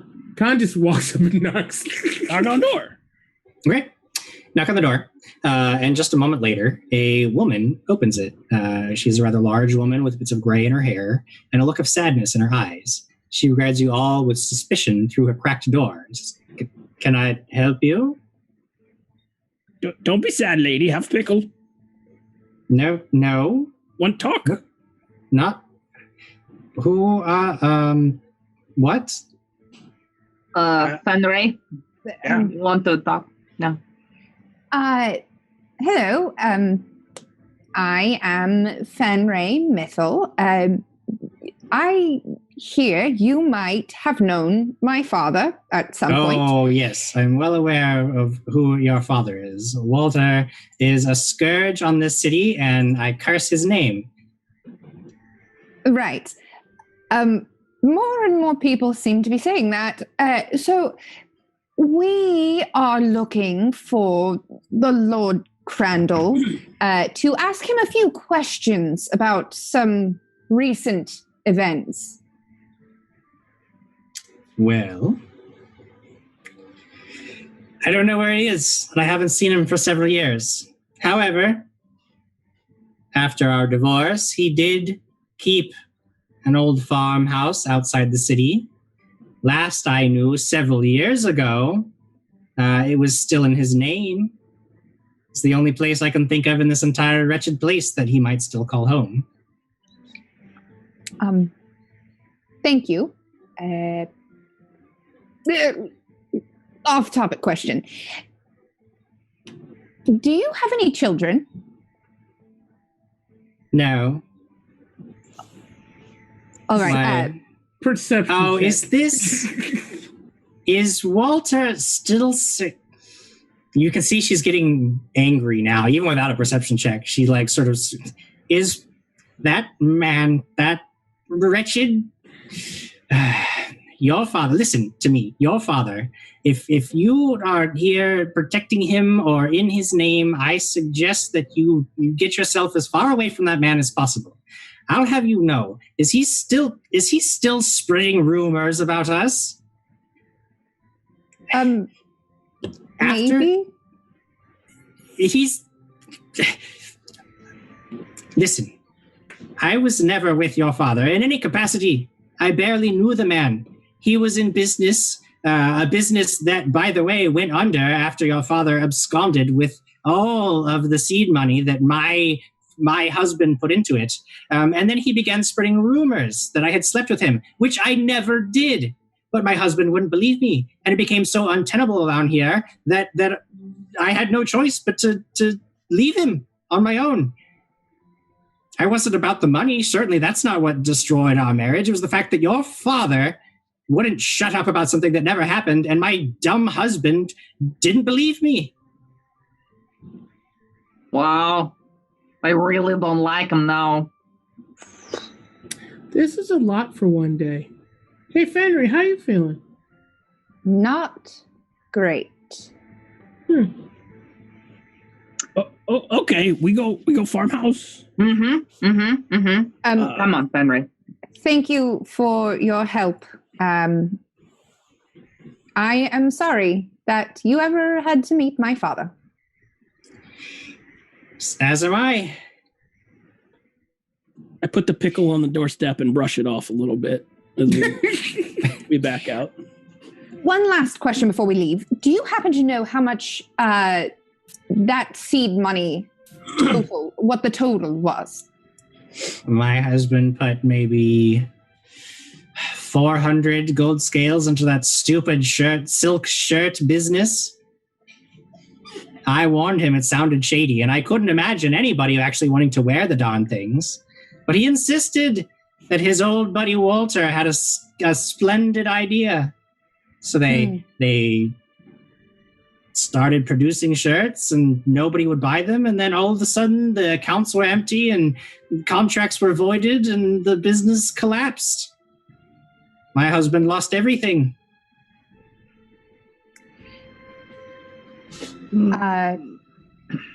Again, I am sorry, and thank you for your time. And Jim, it's about that time that Harry Plopper finally catches up to the group. Because yeah. Okay, slow moving, Harry. Here, I carry you this time, okay? Okay. And Sheog plops him up on her shoulder. Pop him up on her shoulder. You leave the former Lady Crandall's small hovel on the east end of the city and begin making your way toward a farmhouse.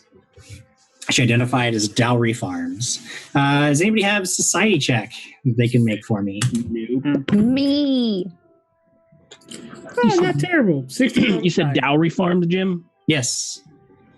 Jim, I do have society, but I'm going to use a feat called Dubious Knowledge. So I'm probably going to fail this.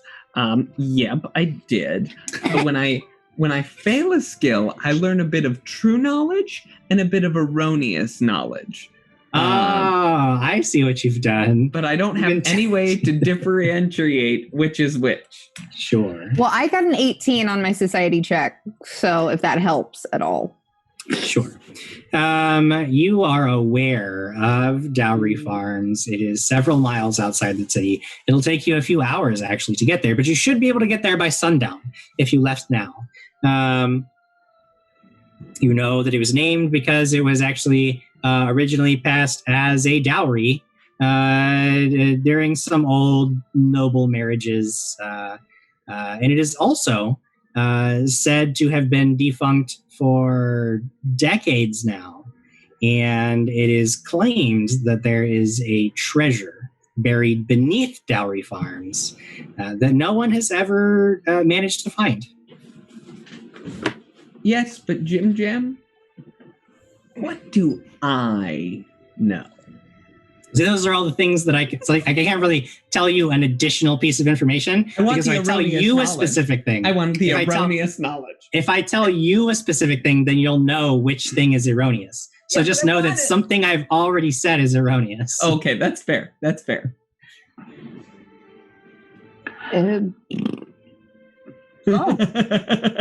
We go.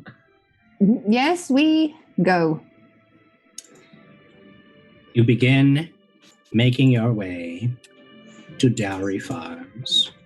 And indeed, it does take you several hours to get there.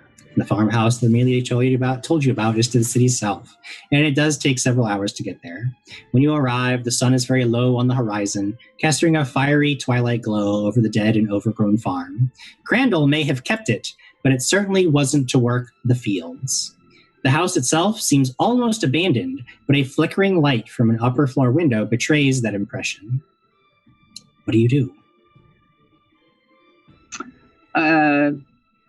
Sheog walks right up to the door. Sure. Very sorry. Could you put me down now?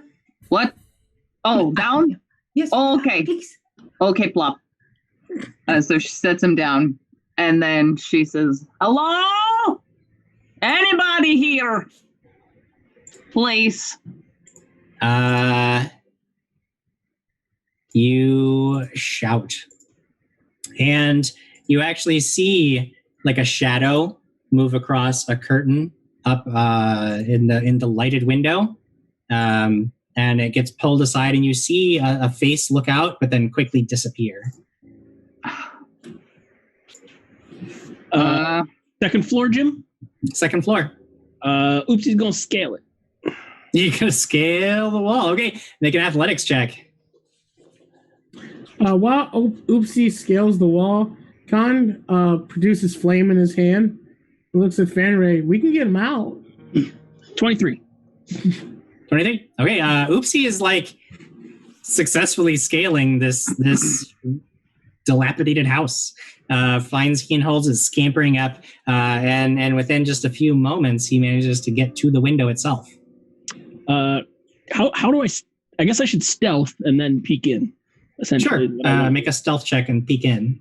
While he's doing that, Harry will look at Khan and say, can I show you something very fast? Yes. This, and he produces a stone, and he's like, This is a Phil-Oso sphere stone. And he throws it up in the air, and it starts floating. The Phil-Oso sphere stone starts floating around. Mr. Plopper, every time you speak, a part of me sinks, and I don't know why. Kanshaka, make a perception check. 18. 18. You are looking around and you're looking down at Harry Plopper, and you can see something that catches your eye.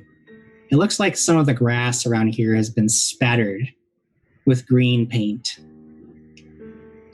And as you begin sort of following with your eyes that trail, you see a scrap of brown cloth that looks sticky with dried blood. And you follow your eyes follow the trail a little deeper into some of the grass, and you do in fact see like what looks like a torn leather boot sticking out of some tall grass. And as you're connecting all of these things, there is a rustle in one of the overgrown field. And you hear this horrendous, gut-wrenching scream come from within the field. And it is not a human scream. It is some horrible,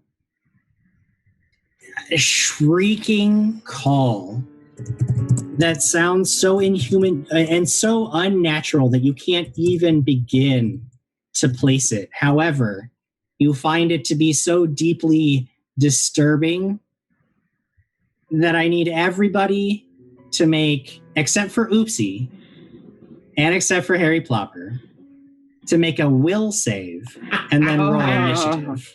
Oh, no. Oh, thank God. Will's very good. 26. Got a 20 on the stealth, Jim. Plus 10 to Will's great. I'm 23. burning these dice. Okay, so I've got... Oh, no. Oh, no. What happened? She's burning her dice. Just guess, Jim. Was it a natural one? It was. It was a total of 7. Oh, so this piercing shriek that comes from within the field seems to like reverberate within your body, turning your stomach. And you're already having a real bad day. And this piercing cry, like everything goes blurry. Your eyes like water. Your nose begins to bleed. You are sickened 2 and slowed 1. oh. Jesus. Hey, you're like my speed. Kanshaka, what was your total? 26. 26. You're okay. Shiag, what was your total? 23. 23. Oh, I'm sorry. Even on a success, you are sickened 1, Kanshaka. What 23. 23. Sickened is a -1 to everything across the board, basically. Yeah. On a failure, Kisheog, which a 23 is, you are sickened 2. That was a failure. Harry Plopper's immune because it's a mental effect. Oopsie was immune because he's too far away. But I do need initiatives from everybody, and I heard Oopsie had rolled stealth for initiative. Yeah. So you are at 20? 20. All right, Oopsie. So you hear this horrible shriek, and you see something like rushing out of the tall, tall grass that you can't even see what it is. You just know it's rushing towards your friends down below.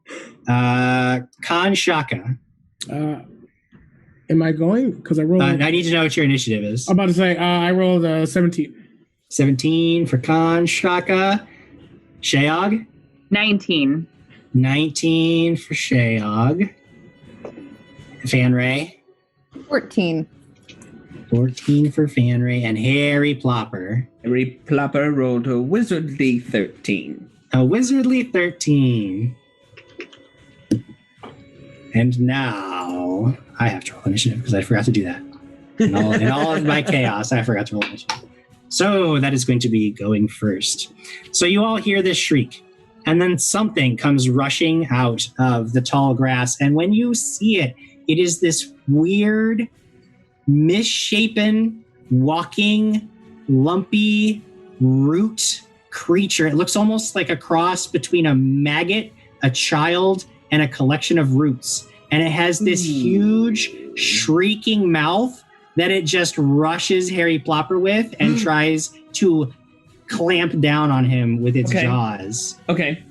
So the Philosophere stone, it is an actual spell. Sure. It is the Shattering Gem.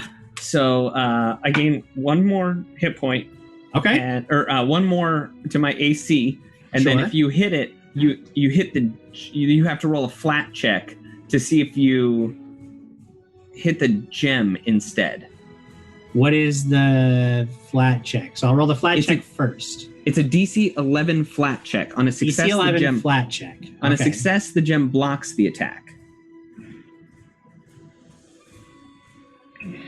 Usually it's the opposite way where I know. Fail it's to weird. miss, but it's so weird. I want below an 11? I guess. Sure. Or maybe I should roll the flat check.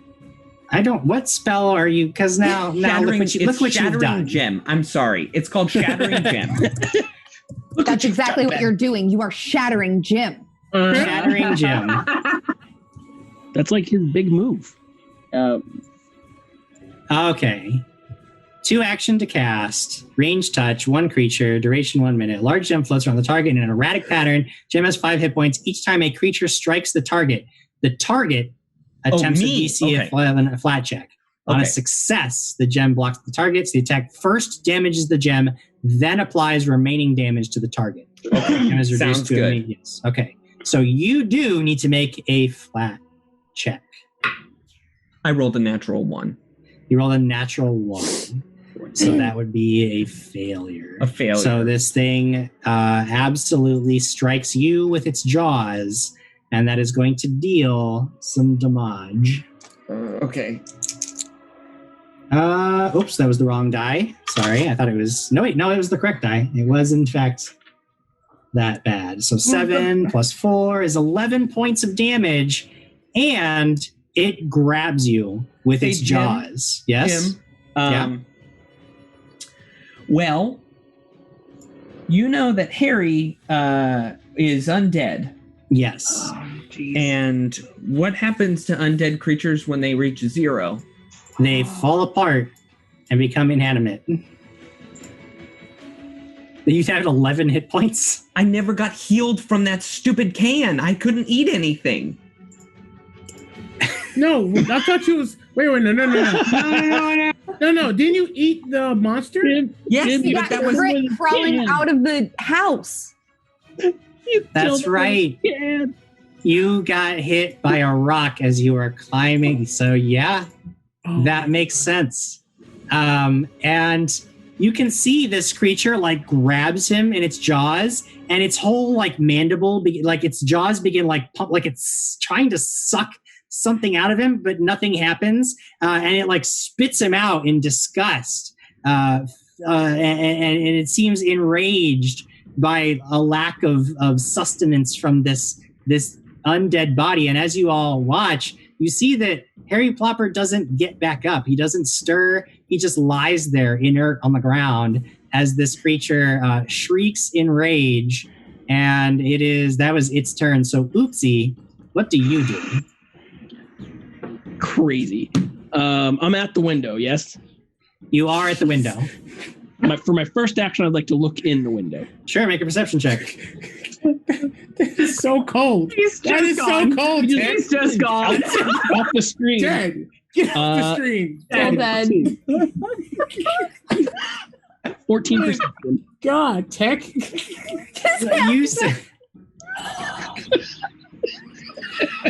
You see that you only see shapes and light inside, but you do think that you're looking into a room in which there is one occupant who is sitting at a desk, and it looks to be like you watch for just a couple of seconds, and it looks like the man might be drinking or eating something. Second action, I'd like to stealthily slip inside. Sure. That would be very difficult to do so. You can tell there's basically no way to open the window and get inside unnoticed. Okay, I was assuming it was just like a hole versus a pane. Okay, then forget that. I will turn my attention to my compatriots. Sure. Is there an awning or something where I could get feet purchased, or do I have to go the whole way down? No, you would have to go back down. You could drop down to the ground, or you could just climb down. Yeah, I'll drop down. That's fine. Okay, make an acrobatics check if you want to avoid that damage. It's only an 8. An 8? But I'm an unbreakable goblin.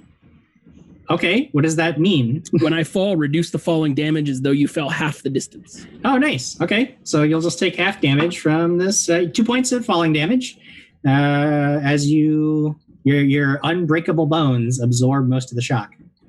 And then I will draw my sling. John sling out Sheog. Sheog takes out her falchion. And then how far away am I from the creature? Maybe only 10 feet, 15 feet. Yeah. Wonderful. I walk up to him and I would like to take one giant swing. Go for it. That will be is this -2, right? Yes, because of the sickened condition. That'll be an 18. 18 is a hit. Oh! Jeez. Okay, sorry. I got so excited there. Here we go. 8. 12 points damage. Oh, geez, yeah. Make a perception check as well. This will be a free thing for you. Okay. 14. 14. You can kind of tell that this creature is sickly and shriveled. Like maybe it's like starving. And it also looks like it's been pretty hacked up recently as well. Like this thing is like desperate and horrible. It's certainly horrible. You don't feel any pity for it, but it looks like it has been in a scrap recently and is not doing very well. Hopefully you'll be able to take it down quickly. But that was move up and attack. So that's 2 actions. Do you have a third one? I took out Oh, that's right. Drawing weapon. So Shaka.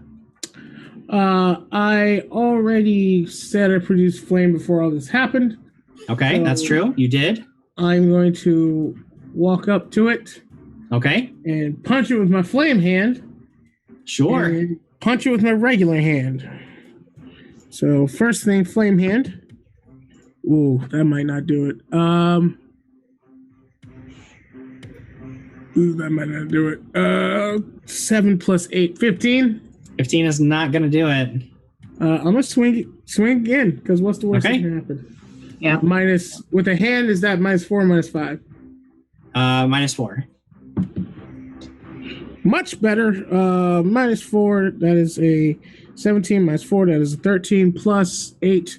That is a 22 -1 because I am frightened. 21. Yeah, you did it. All right. That is 1d4 + 4.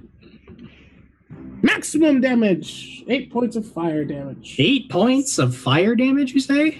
Yes. Okay, you note that this creature catches incredibly easily, and you actually deal an extra 5 points of damage because of its weakness to flames. So it takes 13 points of damage, and it looks like it's certainly going to die soon. I mean, you just like decimate this creature. Fanrae, what do you do? Things have been looking very down for Fanrae today. Yeah, she's had a rough day. She's going to draw her bow and take a shot. Okay. Fire away. Boy. And this is at a -2 because I am sickened 2. Okay. Will a 16 hit? 16 will not hit.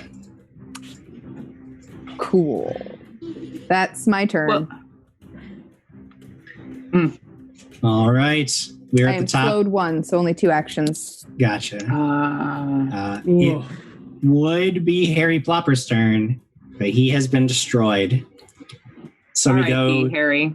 to this creature's turn.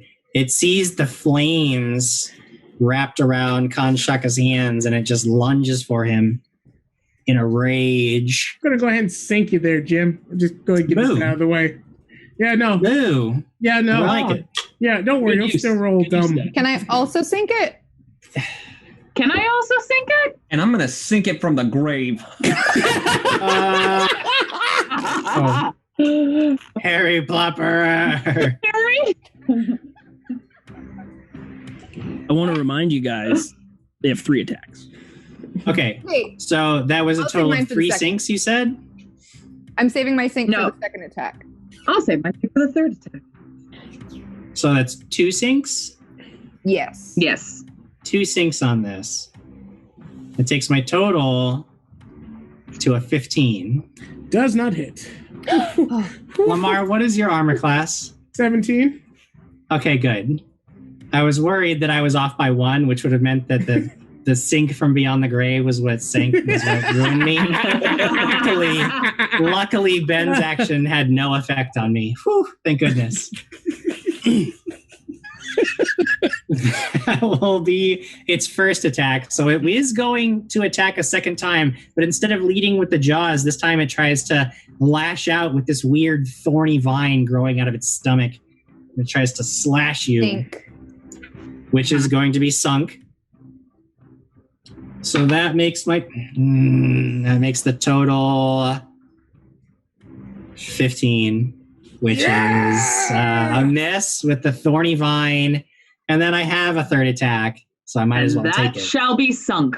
And it shall also be sunk. So thorny vine coming at you again, Kanshaka. 11. So not a good turn for me. Man, Oopsie. that was unbelievable. Oh, good. Oopsie's not concerned. Wait a sec. Oh, dang it. Go ahead, Oopsie. It's too late now. You noticed your reroll? Yes. Yeah. Oopsie's not concerned about Harry because he just thinks that Moldavort will bring him back again. It's fair. So I'm going to fire off with the sling 3 shots. It does have a reload of 1, so Well, you then have I'll to load fire it. off But 1 2 shot shots. because I have to load it because I drew it last round. That's right. Load You're it, right. fire. You're correct. Oh, yeah.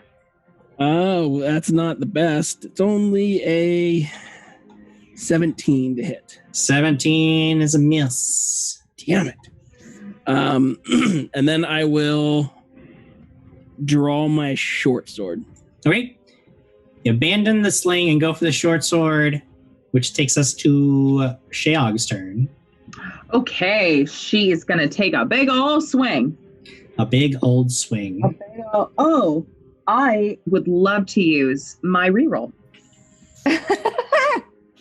Since time to use I that. rolled a 1. Ew. That's your second. That's better. 23. 20. Yeah, you got him. You got him pretty good. Hey, help me out. Oh, 6 points. 6 points of damage. You slash into this thing. It's still alive. Still kicking. Can I hit him again? I hope you don't, but you are technically allowed to by the rules of the game. Let's see. Oh, 14. 14 is a miss. Oh, come on. Can I try it one more time? Yeah, you technically can. This is a -10. I got 20! I got 20. Okay, what's the total? Because the way crits work now, so we have to figure out what the total is. So it's a +0 to that. So it's just a flat 20? So it's flat 20. Okay, a flat 20, because a flat 20 would be a success, then that it gets bumped to a crit, so it is still a crit. Oh, yeah. Oh my gosh. So kill it. Kill it. I'm going to kill it. I'm going to kill it right now. 2d10 plus 12. Okay. Good God. It's dead. No, it's dead. You don't have to roll at this point. Hold on. At minimum 14. Yeah. 10, 11. So that would be 23. Yeah. You just decimate this thing. It tries to like whip its thorny vine at Kanshaka one last time as it goes down, and you just come down, shear it off, and then lop off its head, and the thing just falls apart into a mass of dirt and blood. Surprisingly, there's blood in there. Though the creature itself doesn't seem to be, it's almost like when you cut it open, it had blood inside it, but it does not bleed. It's just the blood that was already there just like spills out into the grass. And it's dead. Oh boy. Well, that was for Harry, wherever you are. You over there? Con walks over to Harry Plopper, takes off its robes, casts Produce Flame, and makes sure the body's burned. And I will Produce Flame until the body is actually absolutely on I think fire. Harry Plopper's done, Ben. Because it is undead. It is truly undead, and it needs to be at peace. Oh my gosh. Produce Flame is the cantrip. So. Yeah, I know. You can do that. Can't be stopped. So funny. That is rough going for Harry Plopper. So passes the little boy zombie wizard. I can't heal him anyway. So might as well make sure he's dead. He stays at rest. Make sure there's man upstairs. House. Produce Flame, chuck it through the window. Okay. First, my eyes are just huge staring at Conshot. And the whole thing is kind of it's very matter of fact. It's like, this is what you do. You want him out the house, we'll get out the house. May point out in field with dead vines, just pointing out. Fire natural. It's okay. I can create water. You light the house on fire with Produce Flame. And Casually walks to the door. It doesn't take very long for a man to come stumbling out of the front of the house. And he looks at all of you, and he just kind of laughs. He says, "Welcome to my farm. What now? You burned my house. What do you want?" He steps away from the house as the conflagration starts to spread a little bit, and the heat gets a little bit much. He kind of winces and steps away from the house, like choking and waving. He's got a bottle of wine in his hand. So, Fanrae Mithel, look at you. What do you want? Well, I guess I'd like to know if you're behind the madness that has come over the city and has blamed my family. Yes. He takes another sip of the wine. And he's sort of like, yes, I am. Yes, that's going well for you, I assume. Oh, So yes. what do you want from me? Do you want to drag me back to the city and make me tell everybody that that it was me who did this? I have a bad feeling this dude poisoned his own wine. Yeah. You see he's like swaying on his feet now, and his like hand loosens and the bottle of wine in his hand just drops down to the ground. He says, well, I hate to tell you that I'm not going to be absolving you of anything, Miss Mithel. And how can I when you burned my house and killed me? And he just sort of collapses face first into the dirt. Can someone please check that he's not actually dead? Can we save him at all? Is there anything we can do? Otherwise, I am screwed. Oopsie pulls a charm off of his necklace. Okay. Throws it into the ground. Okay. And a holly bush springs forth from the ground. Okay. Has 2d4 berries on it. Okay. Let's see how many berries it is. Got 4 berries. Okay. In a interact action, I will grab a berry and put him in his face and just make him swallow it. You rush forward, you grab him, and he's like just completely limp in your hands. You shove these berries into his mouth. I don't know what that does, but either way, you can tell as you're like trying to like force these berries into his mouth that it's too late. His face is completely blue. The veins on his neck are like black and almost like standing out against his skin. And try as you might, wait, you realize that he's already dead. Damn it! I have As an you're standing elixir there- of life. As you're standing there and the house burns, everybody else make a perception check. Oh dear. John Cena. 21. 21. Okay. 19. You all begin to hear something in the distance. It sounds like a great number of horses and men. And as you look in the direction of this sound and commotion, from the direction of the city, you do see a great dust cloud that grows closer and closer and closer. And sure enough, you see, before too long, maybe 30 riders in full plate fanning out across the farm. They wear a crest on their armor of a snarling wolf with a rabbit in its jaws. Anybody who has, or anybody who would like, can make a society check. 18. 24. Ooh. The crest of a snarling wolf with a rabbit in its jaws is the known crest of House Velasque. The name Velasque might be familiar to any of you who had once been on a mission to take a young woman turned to stone across the lake to Stay Hill Village, who claimed that she was in fact running away from her father, Lord Velasque. And perhaps it is this very man who rides up to the burning farmhouse. And he's sort of looking at it, and he's looking at all of you. He doesn't seem fazed by a whole lot of this. When he gets down off of his horse, as his soldiers sort of fan out across the farmhouse, he said, my, what has happened here? Here I am, come to inspect the property that I purchased from one Lord Crandall, only to find him dead and surrounded by armed individuals, his house ablaze. You are all HEI, yes, I think. Is that?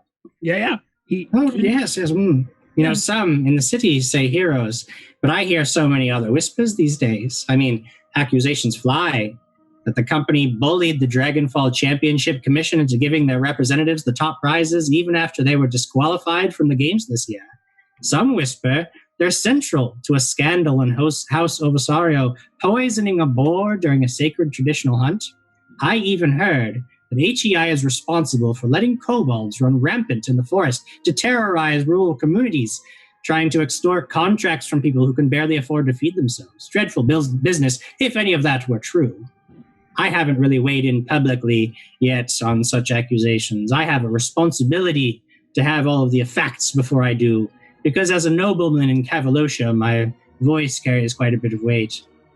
I have to confess that my judgment might be a bit clouded these days, because I am, of course, a grief-stricken man over my missing daughter. I heard, and again, who knows, with all the rumors flying these days, that she was kidnapped by, some say, agents of HEI, taken across the lake where they killed some of the ferry crew who threatened to expose their crimes. I don't know what to believe in my current state, but I do know that if HEI recovered my daughter and brought her to me, or just knew where she was and told me, why, that would certainly alleviate any doubts I had about the business. I would certainly recognize the organization for the true heroes that they would be in those circumstances. No failure to alleviate this grief over my heart may cause such doubts to fester until I could no longer hold my tongue on the matter. So what do you think? I just want to lift the guy and be like, "He dead. Drink poison." Oh, is that what I'm seeing? Yep, poison right there. Hard to tell. No, pretty easy to tell. See that thing over there? I set that thing on fire in the house. That guy did it, and then he drank clearly the cups next to him. And I have no idea who your father is. By the way, my name is Khan Shaka from the Shaka Khan. I like bears. And who is your daughter? Who are you? And like, hi. Why, hello, yes. My daughter, well, she's missing. That's terrible. Yes, it is terrible. We have a hierarchy. There's a guy who gives us our missions, and he's the one you should be really talking to, because that's the one who tells us what to do. Well, it does sound like you might have some information for me. I mean, you seem to be quite knowledgeable about all this, yes? So then, you do know where my daughter was taken? Me, I have no idea where your daughter was taken. I was there when we hunted the boar. That was a good hunt. And I was there when we gratefully got our prizes for actually defeating all of the championships. It's excellent to know this very specific information about you, Mr. Shaka. Please tell me more. Yes, we also saved the country from, not the country, the little town from a bunch of rampaging animals that was released. And then we saved a bunch of doctors. Con. Yes? Have a pickle. I throw a pickle at him. At the guy? No, at Con. At Con Shaka, yeah, sure. Okay. Oh. Did I do something wrong? Not at all, Mr. Shaka. Not at all. Well, I will have to ask that you remove yourselves from my recently purchased farm. I do have some investigating to do of the events on the grounds, and I'll have to submit a detailed report on what I think happened here. Are you sure none of you have any information on where my daughter is? Just this man. Khan actually doesn't. Does anyone know what happened to her? He was not part of that adventure.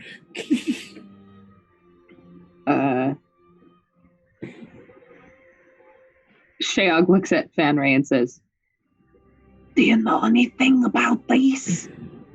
No. Oh, okay. Do you? Me? No. I did hear that there was a goblin lad in Stay Hill Village not too long ago. That's a halfling. Rumors are that he might know exactly where she is. No goblins here, just halflings.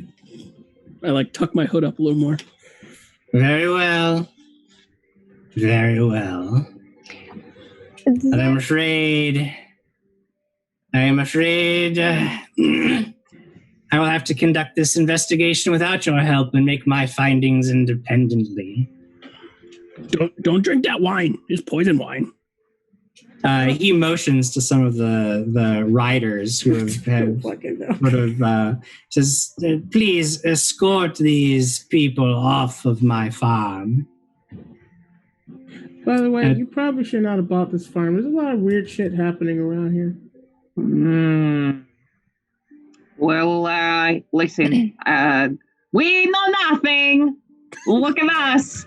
We're gonna go now. So enjoy your new, the farm. You've made your position very clear. Lord, Yes. there are rumors of another lord in this city that had a very cavalier relationship with many women. Is it possible that your daughter was one?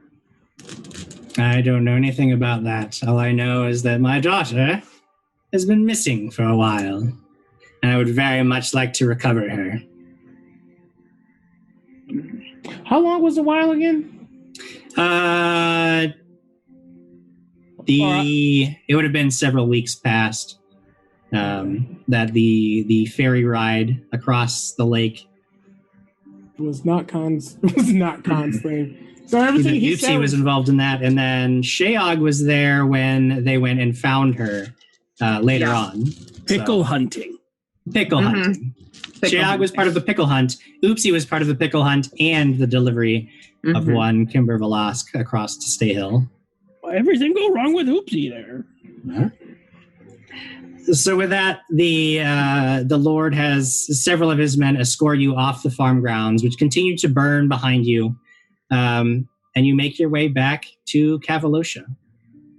Fanrae, without really any hope of clearing her name by having the person responsible actually make a mention of their complicity in it, and wondering if perhaps anybody in the city will ever believe that her family was innocent of the charges laid against them.